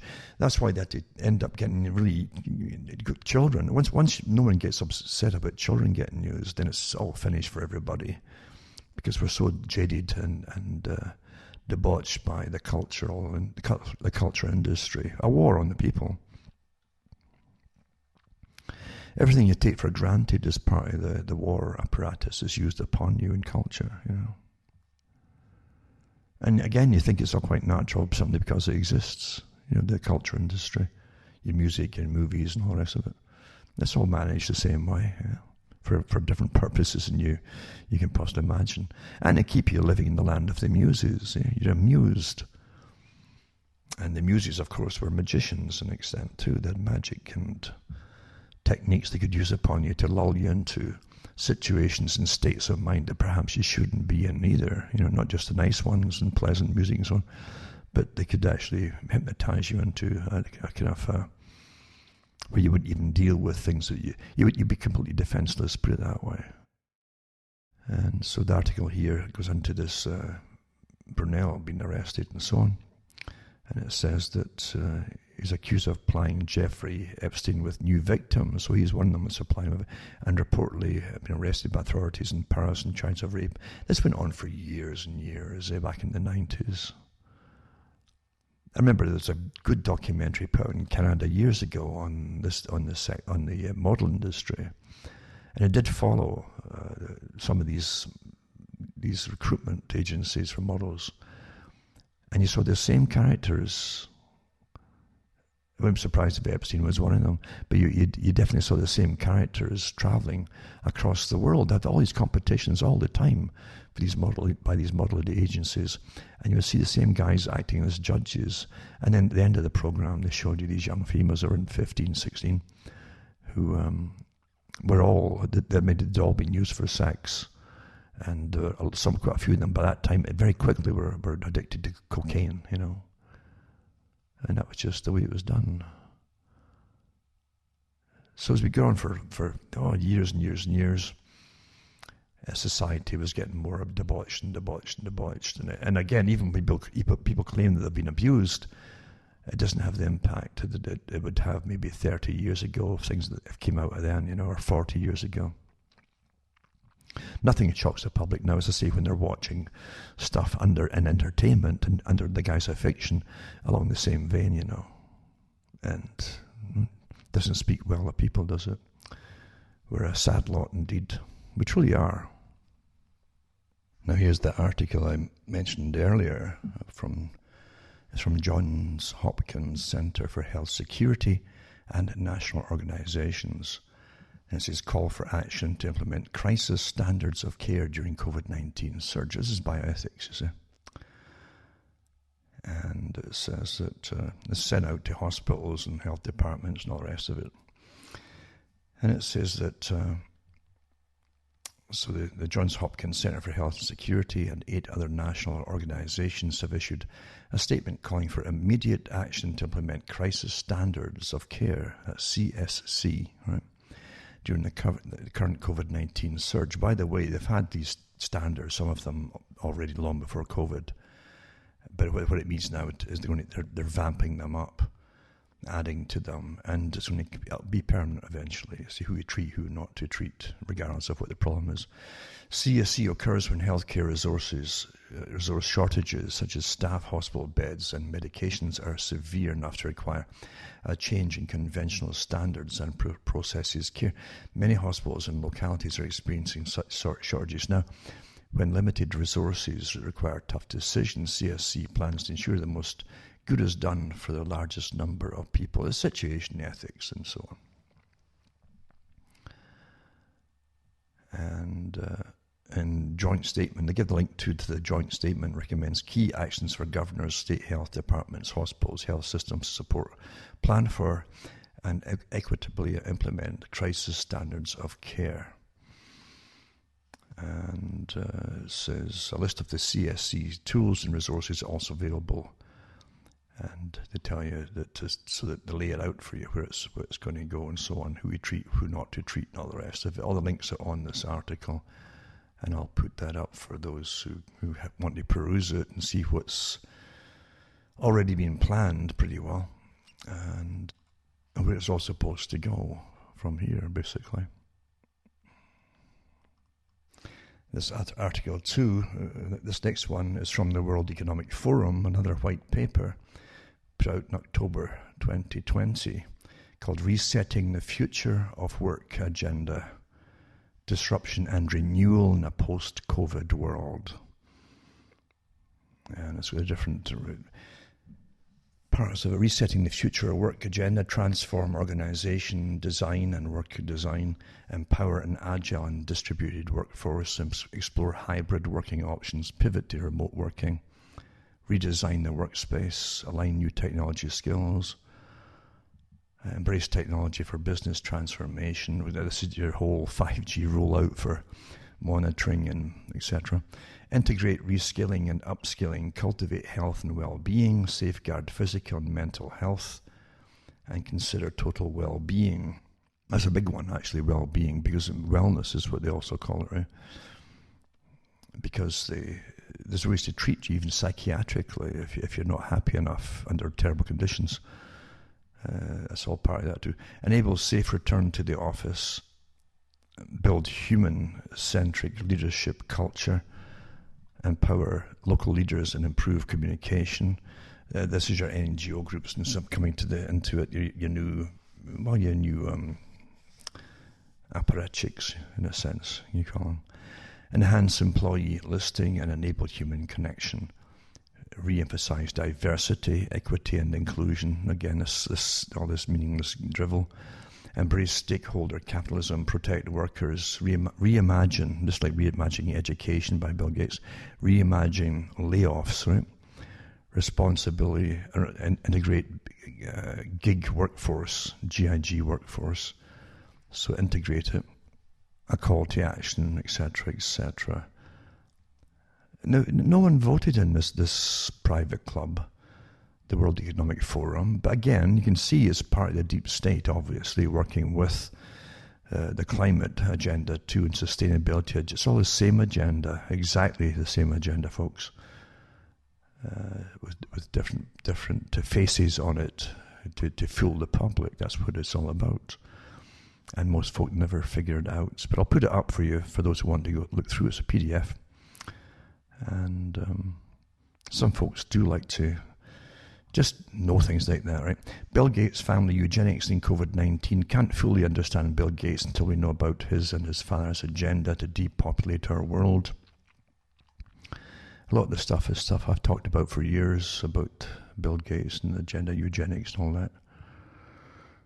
And Sir Francis Galton, all the stuff I talked about years ago, etc., etc., etc. But if you want to go through it, it's up to you.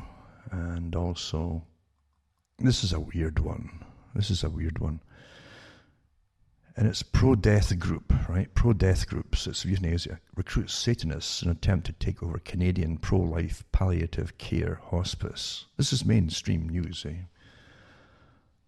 And it's in a couple of articles. And so euthanasia activists are reaching out to their allies, including Satanists and atheists, in an attempt to force the hospice to lethally inject sick patients. And I thought, like, surely not. This is overblown. It's not. It's actually it's in LifeSite News, but it's also in other mainstream newspapers too, Canadian newspapers. So in Delta, British Columbia, December 18th, the euthanasia activists campaign to take over a Canadian hospice society because it refuses to lethally inject sick patients. And they're now recruiting memberships from the Satanic Temple. You can't make this stuff up, eh? And since April 2020, a local group called Take Back Delta Hospice, aided by euthanasia lobby group Dying with Dignity, has been attempting a hostile takeover of the Delta Hospice Society by going door to door in the West Coast community and signing up pro-euthanasia members. As part of a relentless campaign by euthanasia activists in the province's National Democratic Party government against the Hospice Society that began shortly after Canada legalized euthanasia in 2016. And insist that because the non-profit private society is not faith-based, it cannot claim a religious exemption from what they allege is legal obligation to allow euthanasia on site at its 10-bed Irene Thomas Hospice. The Hospice Society, however, is standing firm in its refusal to do so, citing its constitution, which does not allow any measures that would hasten a patient's death, and the fact that euthanasia is incompatible with palliative care. In response to the takeover attempts, the Delta Hospice Society launched a nationwide membership drive asking pro-life Canadians to buy $10 membership to the society. With a majority of pro-life members, the private society can then vote to amend its bylaws to stipulate that individuals who support euthanasia are not eligible to join. And it goes on and on and on, but you can see how they're trying to do it. They can actually, if they get freedom from the Satanic Temple, they can see it's faith-based, you understand? That's one of them too. One of the reasons they're doing it. And I find out from the mainstream newspapers, it tells you that most of the members of it now don't even live in Delta now because they've gone way outside the area, you know. I tell you, you can't make this stuff up, can you? The times in which we live, indeed. I wonder if they'll put all this down in the history books. I wonder that part of it or not. And Scotland too, again, Nicola Sturgeon, travel ban for the people. Just like they fought for centuries to get freedom and then end up giving it all away to communists under the guise of Scottish nationalism. Oh, isn't that an amazing one, eh? It truly is. That's how communism always got into countries. They would foment, they would get in and infiltrate and stir up unrest, and or if there was already on the go, just like the unconventional warfare tactics of the Department of Defense. You go in there to a country, find out who's disaffected by things, and then you sympathise with them, augment them with more data, more help, etc. But then for communism, you do a war of national liberation, where you demand and almost go to war to get national liberation, and then once you come out of it, you end up being a communist society pretty well, socialist communist. The banks love it though, because you're just constantly borrowing from them. The big banks, the nation borrows from all the time. You've all heard about the major leak that came out about China, the Communist Party, and it says that a major leak exposed members and lifts the lid off on the Communist Party of China, having members all over the world, which they certainly do. There's no doubt about that, you know. This is containing a register with the details of nearly 2 million CCP members. China's Communist Party members has occurred, exposing members who are now working all over the world, while also lifting the lid on how the party operates under Xi Jinping. Says Sham Markson. Ms. Markson said the leak is a register with the details of the Communist Party members, including their names, party position, birthday, national ID numbers, ethnicity. It is believed to be the first leak of its kind in the world, Sky News host said. And so they've got communist infiltration into all different parts of the country, in Australia and the rest of the world too, mind you, allowing infiltration of those companies by CCP members who, if called on, are answerable directly to the Communist Party, to the chairman, to the president himself, she said. And they worked their way into different departments of even Australian government positions and so on. And quite something, but they haven't seen that. I thought they were going to release all the names, but I don't know if they have or not yet. Can't find them anyway. And I mentioned earlier too about that Chinese vaccine that they'd given in Peru. It just turned out to be Peru right enough that it caused neurological problems. I'll see if we can put that link up too.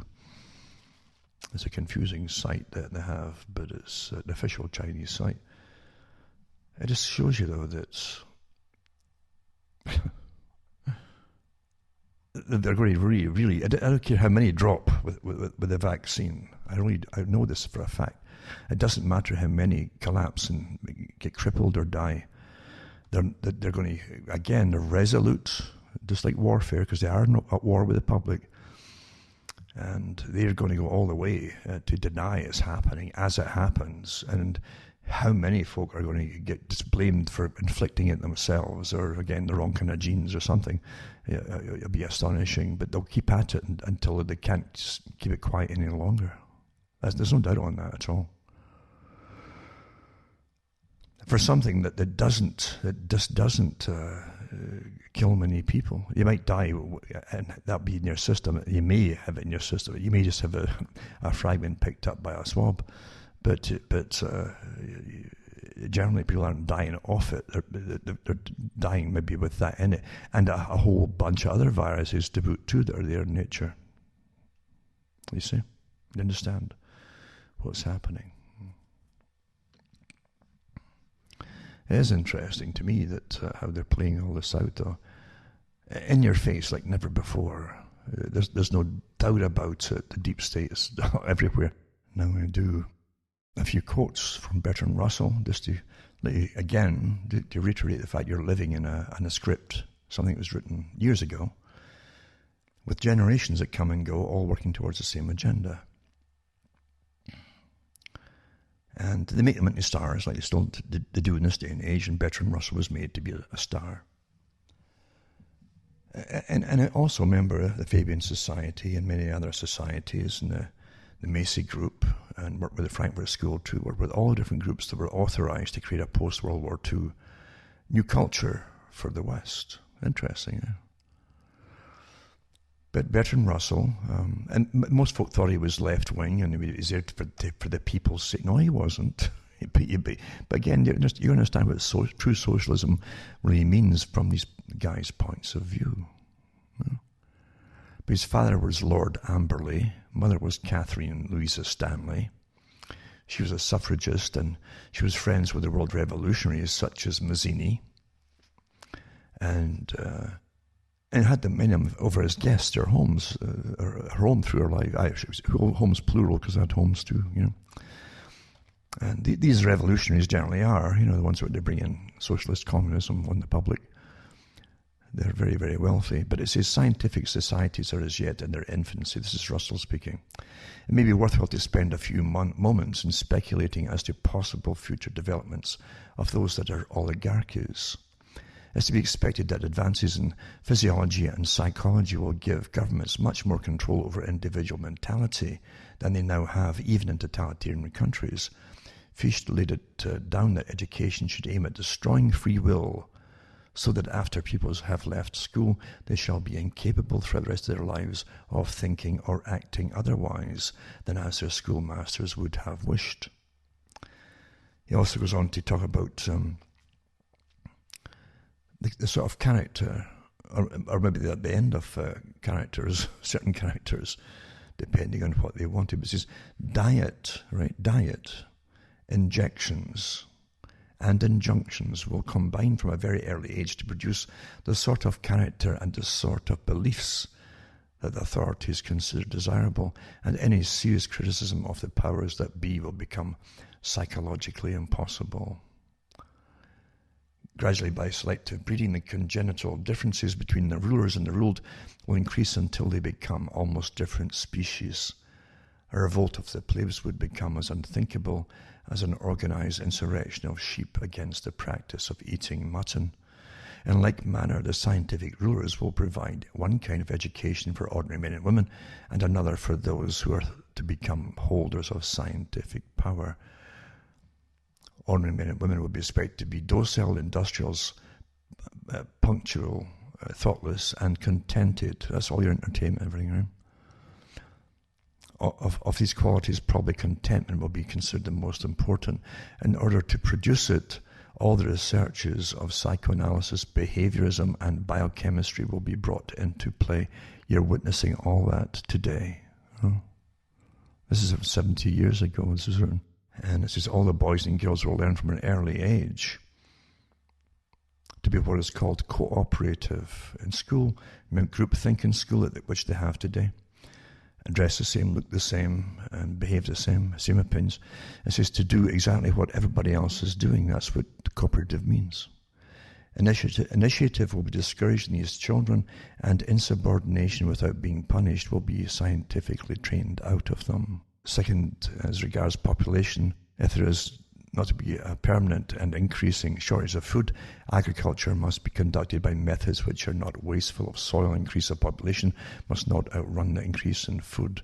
And again, that was the Malthusian idea that one day you'd be standing on top of each other's heads, which isn't true either, you know.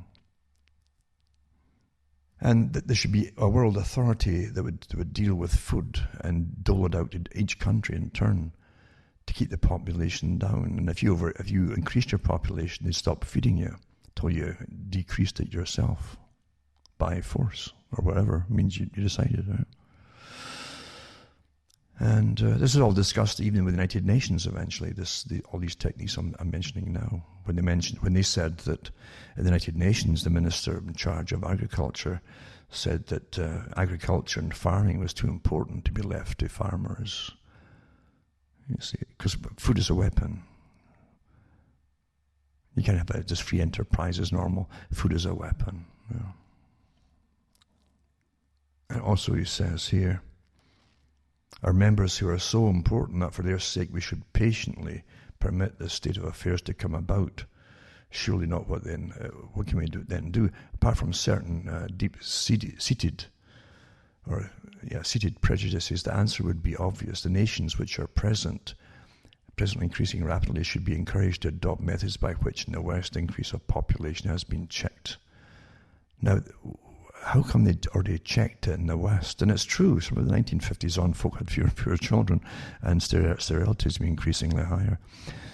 So the increase of population has been checked. What happened in the 50s? Well, they came up with polio vaccines. I can't say that's doing it. It was just mentioning things that happened in the 1950s, you know. Well, he said it himself, that it had been checked in the West by methods. We'd adopt methods. It says all this could have been done in a generation, he says, with government help. And he says there are two forces opposing it. One was religion, the other is nationalism. And that's what you're hearing today. Under COVID, they're hammering churches. They're leaving other ones alone, but any Christians are going after churches because they're easy meat, easy targets. And also, they're against nationalism. We need a global authority to deal with this crisis, you see. And the crisis is they're going to come out of it, with rationing food, centralization, centralization a la Marx by the big rich feudal overlords of the planet, eh? And he talks about war being disappointing and not killing enough people in his books too. And he does mention too of a black death, a pandemic, could be spread throughout the world once in every generation. Survivors could procreate freely without making the world too full. So there you go. There you go. You could have lots and lots of sex as long as you just didn't have the children and bring up the too many people. And he talks about wandering. He says, I'm wandering from the question of stability to which I must return. There are three ways of securing a society that shall be stable as regards population. The first is that of birth control. The second, that of infanticide, killing children, or really destructive wars, and the third, that of general misery except for a powerful minority. And that's exactly what we've said, articles from the United Nations for years. Well, we can sustain a small minority, a very high standard of living, but not everybody. And that's what your whole Agenda 21 sustainability is about, by the way. To make sure that a minority can be kept like that, that kind of level of luxury. And the rest of you must just suffer in misery. There you go. There's your wonderful Lord Bertrand Russell, man of the people. Now this article from Paul Craig Roberts sums it up too. Again, I've mentioned it, the authority. That's all you've got is the authority. This unknown authority just that tells you what's true and what's false according to the God that sits in the seat of the ultimate authority there, of opinion and so on. But it's about that too, and it says, free inquiry, rest in peace. You can tell that the US presidential election was stolen the same way that you can tell that COVID is being hyped to serve an agenda. The way you know is that no explanation is permitted other than the official explanation. Twitter, Facebook, YouTube, and the press tube, print, TV, and NPR media censor all information that indicates a stolen election. Not even neutral election experts, heavily armed with facts and witnesses who've signed sworn affidavits under penalty of perjury, are interviewed by the prestigious media or permitted to post documentation of electoral fraud on social media. It is simply out of the question to give any hearing to evidence. That's true, isn't it? I mean, no court wants to even hear it. They're refusing to even hear the evidence of fraud. Some Democrat and prostitutes have even called for the arrest of anyone who says Biden did not win or might not have won if the evidence could be weighed. They want to make challenging the official explanation a crime subject to imprisonment. Same for COVID. As far as I can tell, there are more virologists, immunologists, and epidemiologists who question the seriousness of COVID than there are those who see COVID as a threat that justifies lockdowns, masks, mandates, and punishment for non-compliance. Yet the dissenting experts are not permitted to present their evidence to the public. Keep in mind that Fauci and Redfield are not great scientists. They're merely administrators of public health organizations. They're not in the same levels as their critics. Think about it for a minute. In neither of the two most important issues currently affecting the US, indeed one could say the Western world, the validity of the US presidential election and the reality of the COVID threat, is there any public debate? It's true, isn't it? The truth, there's no public debate at all allowed. Doesn't it strike you as odd that only one opinion, the official opinion, is permitted? The two most important issues of our time only have official explanations. The public isn't permitted the expert dissenting opinion. This doesn't bother you. You would think that there would be a variety of views about such important subjects and that evidence would be presented and carefully evaluated. Instead, all debate is foreclosed. Only the official explanation is permitted. This suggests that the evidence for Biden's win and for a COVID threat that justifies an economic holocaust is suspect and cannot stand the light of day. Therefore, no debate is permitted in order to protect the lie. That's obviously it, yeah. An uninformed reader might say that the courts have examined evidence and have rejected evidence of electoral fraud as insubstantial. And indeed, the reader would have to be uninformed or misled by the lies of the press tube media. The fact is this: no court has examined the evidence. They refuse to do it. No state court, and not the US Supreme Court. The reason that the courts have not accepted the cases is that they do not want to have to examine the evidence, because the evidence clearly establishes that the election was stolen and that the theft was carefully planned in advance. The state courts in the swing states where the election was stolen are protecting the Democrats. The US Supreme Court refused to accept the case on the grounds that Texas did not have standing to bring a case. Clearly, there's been no judicial ruling on the evidence that the election was legitimate. The US Supreme Court will protect the establishment and the establishment's reputation before it will protect electoral integrity. So the evidence has been refused examination by the state and federal judiciary. So much for American democracy, so much for American rule of law. No such rule exists. Law exists only for the purposes of the ruling establishment. The power, not laws, rules in America. The US Supreme Court is an establishment institution. It makes controversial rulings only when it has the media on its side. Note that Hunter Biden's laptop, which we know for a fact indicates both his and his father's corruption in the sale of protection, is in the hands of the FBI, and nothing is done about Biden's criminal activity. The prostitutes claim that no such criminal activity exists. Apparently the FBI agrees. And it goes on and on with the fact that the system is so completely totalitarian and corrupt at the same time. But it is, isn't it? It talks about justice in America no longer exists. Justice is the retribution reserved for truth-tellers like Manning and Julian Assange. And justice means persecution and frame-up of those inconvenient for the establishment, even if the framed-up person is the President of the United States. cover up for the establishment and you will be rich. Criticize their growing power over American citizens and you'll be made an example of what happens to those who are non-compliant. And then it goes on to say this too. The same in Germany, for example. Germany has closed down the German economy based on allegations of a COVID threat. There's little scientific basis for this drastic policy, and a great deal of evidence against it. The German people themselves have strongly protested against it to no avail with the new lockdown at Christmas. Our world is one of controlled explanations. Consider the large number, for example, as there are President Kennedy's assassination, Martin Luther King's assassination, Robert Kennedy's assassination, the Israeli attack on USS Liberty, 9/11, Saddam Hussein's weapons of mass destruction, Assad's use of chemical weapons, Russian invasion of Ukraine, Iranian nukes, Russiagate, and other orchestrated charges against President Trump. The Western world emerged from the fall of the Roman world and the uncertainties of the Middle Ages to become eventually a civilization based in science and evidence. But today, evidence no longer counts. What counts in the Western world today is emotion. If you have the correct emotions, you are woke. And know that Western civilization is racist and misogynist and imperialist, and that its white inhabitants are systemic racists who oppress black people for racist reasons.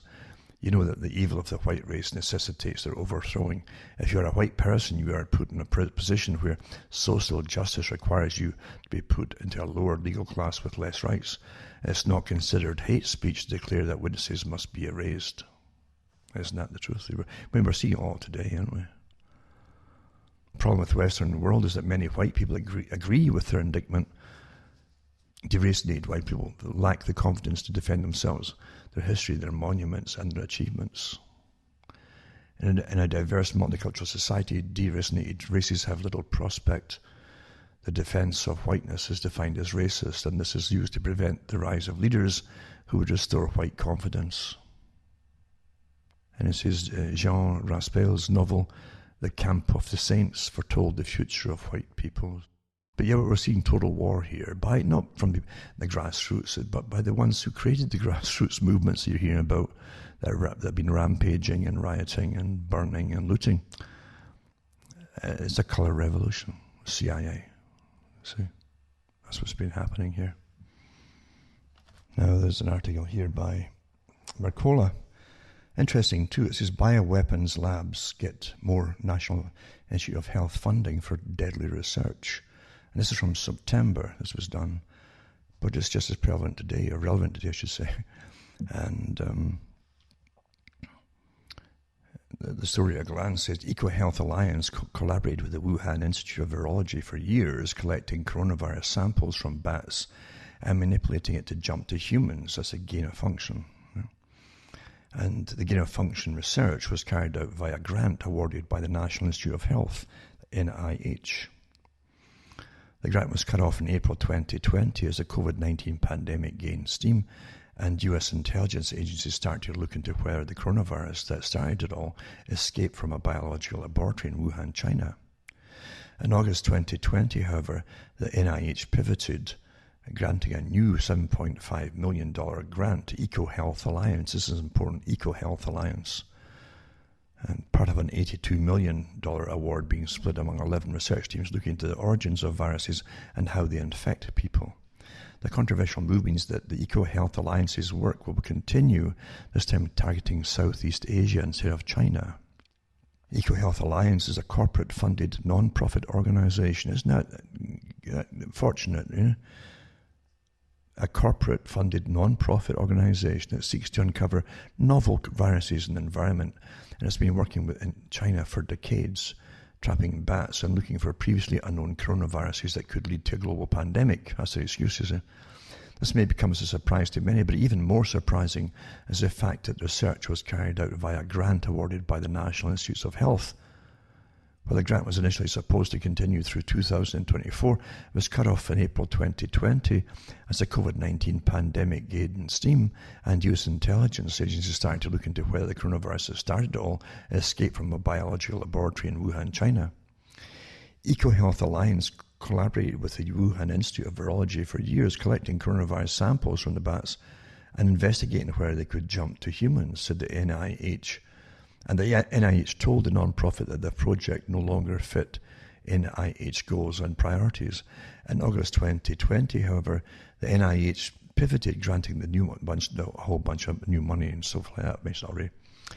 It says here, the controversial gain-of-function research, it says.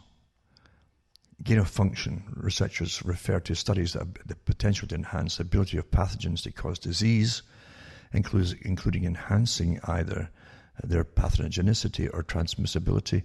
Such research is by its very nature controversial, since there are clear risks should the information be misused or the pathogens escape or are maliciously released. Right. Further, Jonathan Latham, PhD, molecular biologist and virologist, and Alison Wilson, PhD, a geneticist, believe gain-of-function research performed at the Wuhan Institute of Virology played an essential causative role in the pandemic. Peter Daszak, EcoHealth Alliance president, however, said that the funding cut to their China bat research project would pose a threat to the US public health. So if you cut us off, we'll endanger the public health.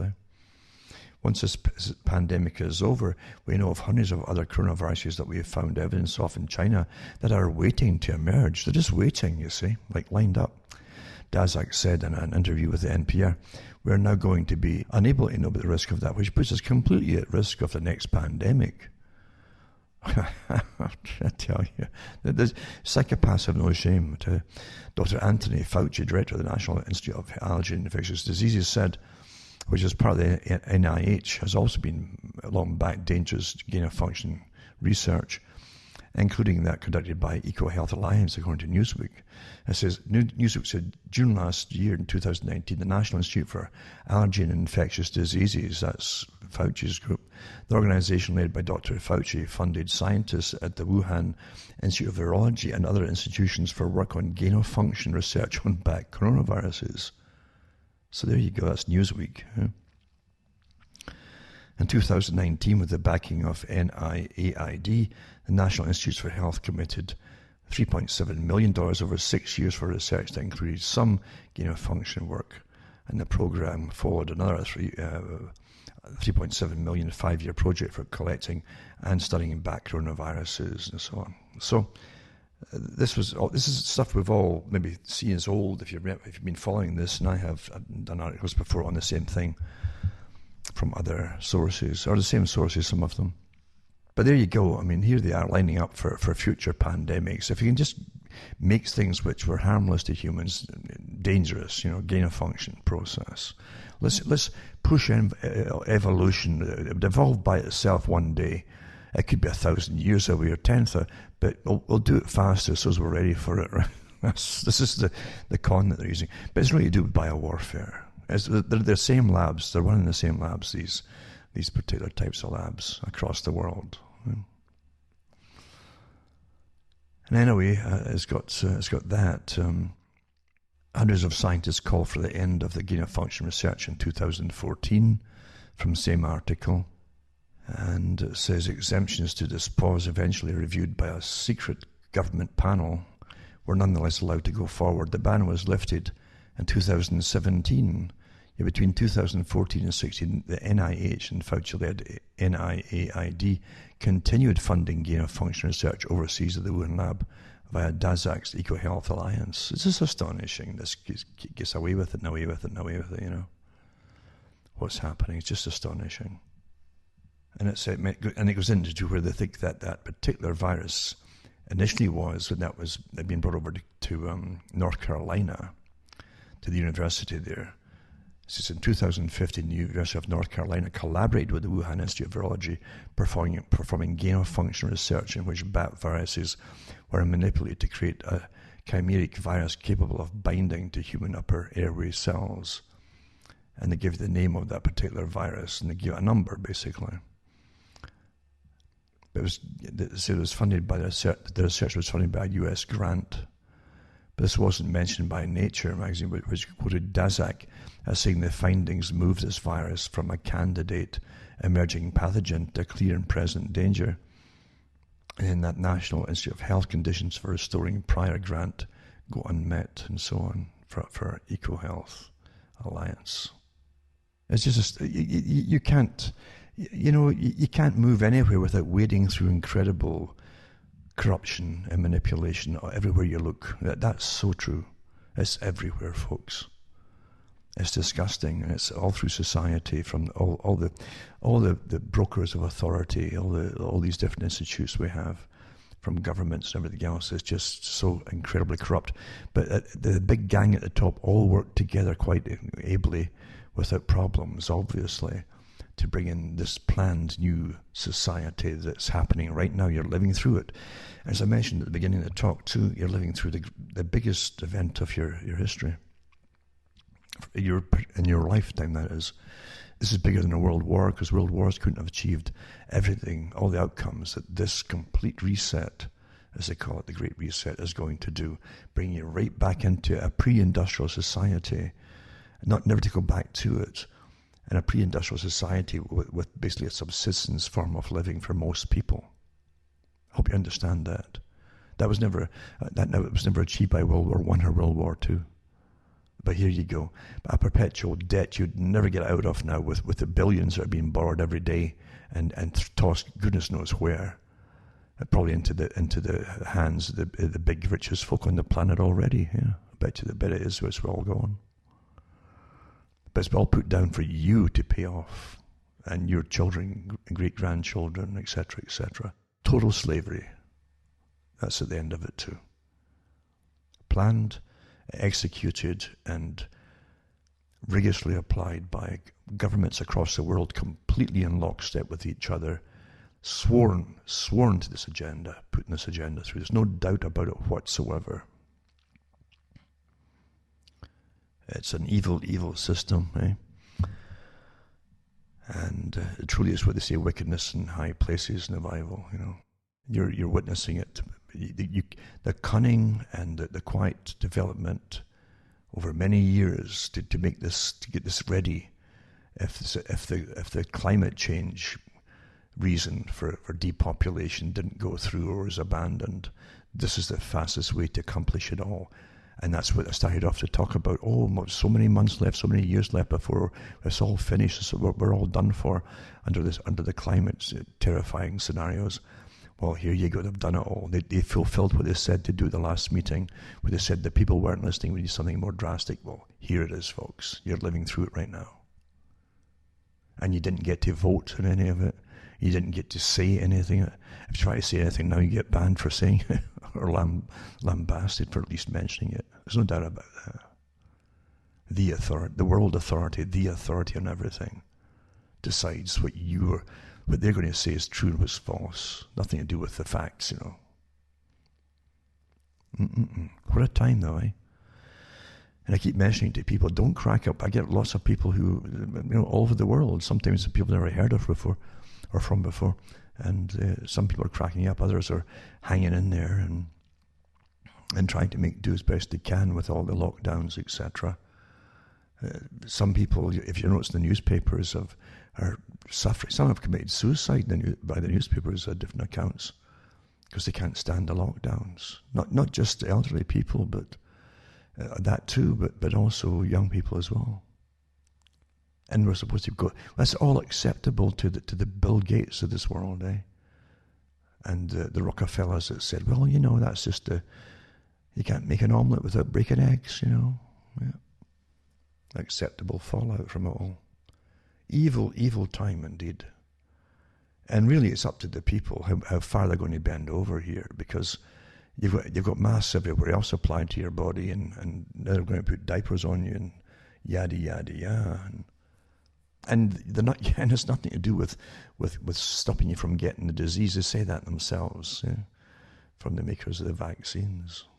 It won't necessarily stop you getting the disease, or spreading it for that matter, even after the vaccine. It's just astonishing. But yeah, you're never to go back to normal. Now then they stretch this lockdown for another maybe 2 years. Another couple of years. The World Bank has 5 years altogether. Out of this will emerge the completely new planned system that's been lying on the shelves for years, all planned, ready to go, by your global establishment, by the WEF, the CFR, the Trilateral Commission, all the groups involved in this. to sit and wait to use it. Well, you're living it through, and this is it, folks. And how far they're going to push you, and how hard, as far as you let them. It's that simple.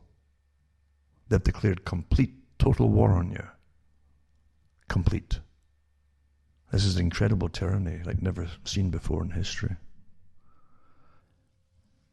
Now I'm going to put a link up tonight too to a video of Dr. Vernon Coleman, who has come out with a little clip. It's not long, a few minutes, talking about the reports coming in already from adverse reaction to the vaccines in the States and elsewhere, I guess.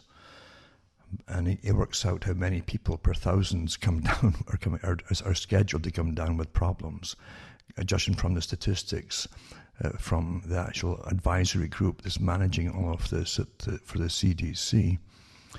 And the information is from the U.S. Advisory Committee on Immunization Practices, ACIP, of the Center for Disease Control. So it's from the official sites themselves the information is coming from. So I'll put that up tonight, the link to the video, and you can look it up for yourselves and listen to it too, because it's just astonishing what's scheduled to happen here. And they know what they're doing, obviously, and it's acceptable. The fallout is deemed to be acceptable unless it happens to you personally. So it's food for thought for those who are wondering what's going on and what to do about it. So as I said before, you have to don't give up, and don't panic, because previous generations have had their hells to go through too.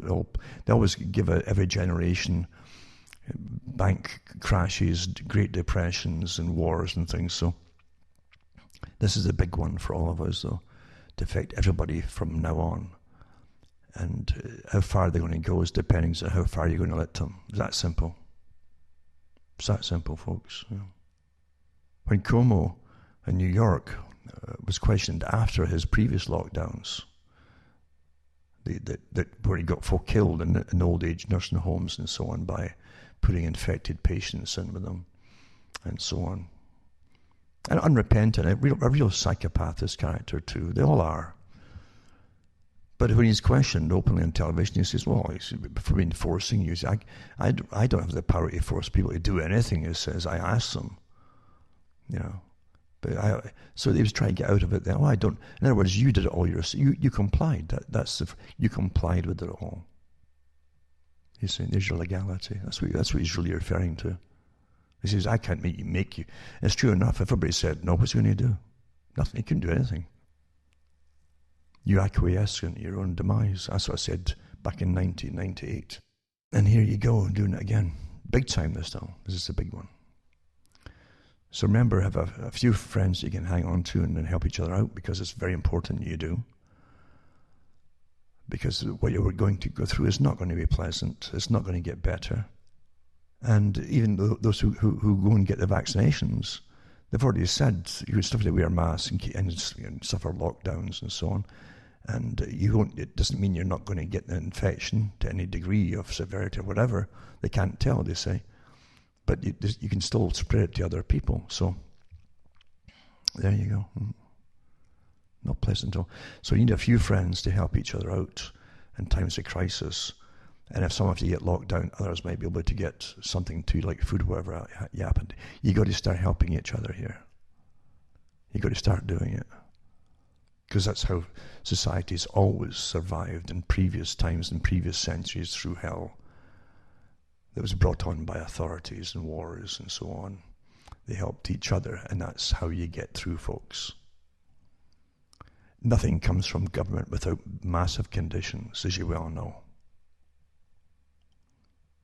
They're talking now about mandatory vaccinations for those who've already accepted the stay-at-home money, from the governments. They're floating that one out there now. Well, here's the price of it. You've got to accept these vaccinations. So, as I say, look after each other. Don't give up, because there are bigger things and bigger powers than what you're seeing at the moment, as you well know that too. At least some people know that.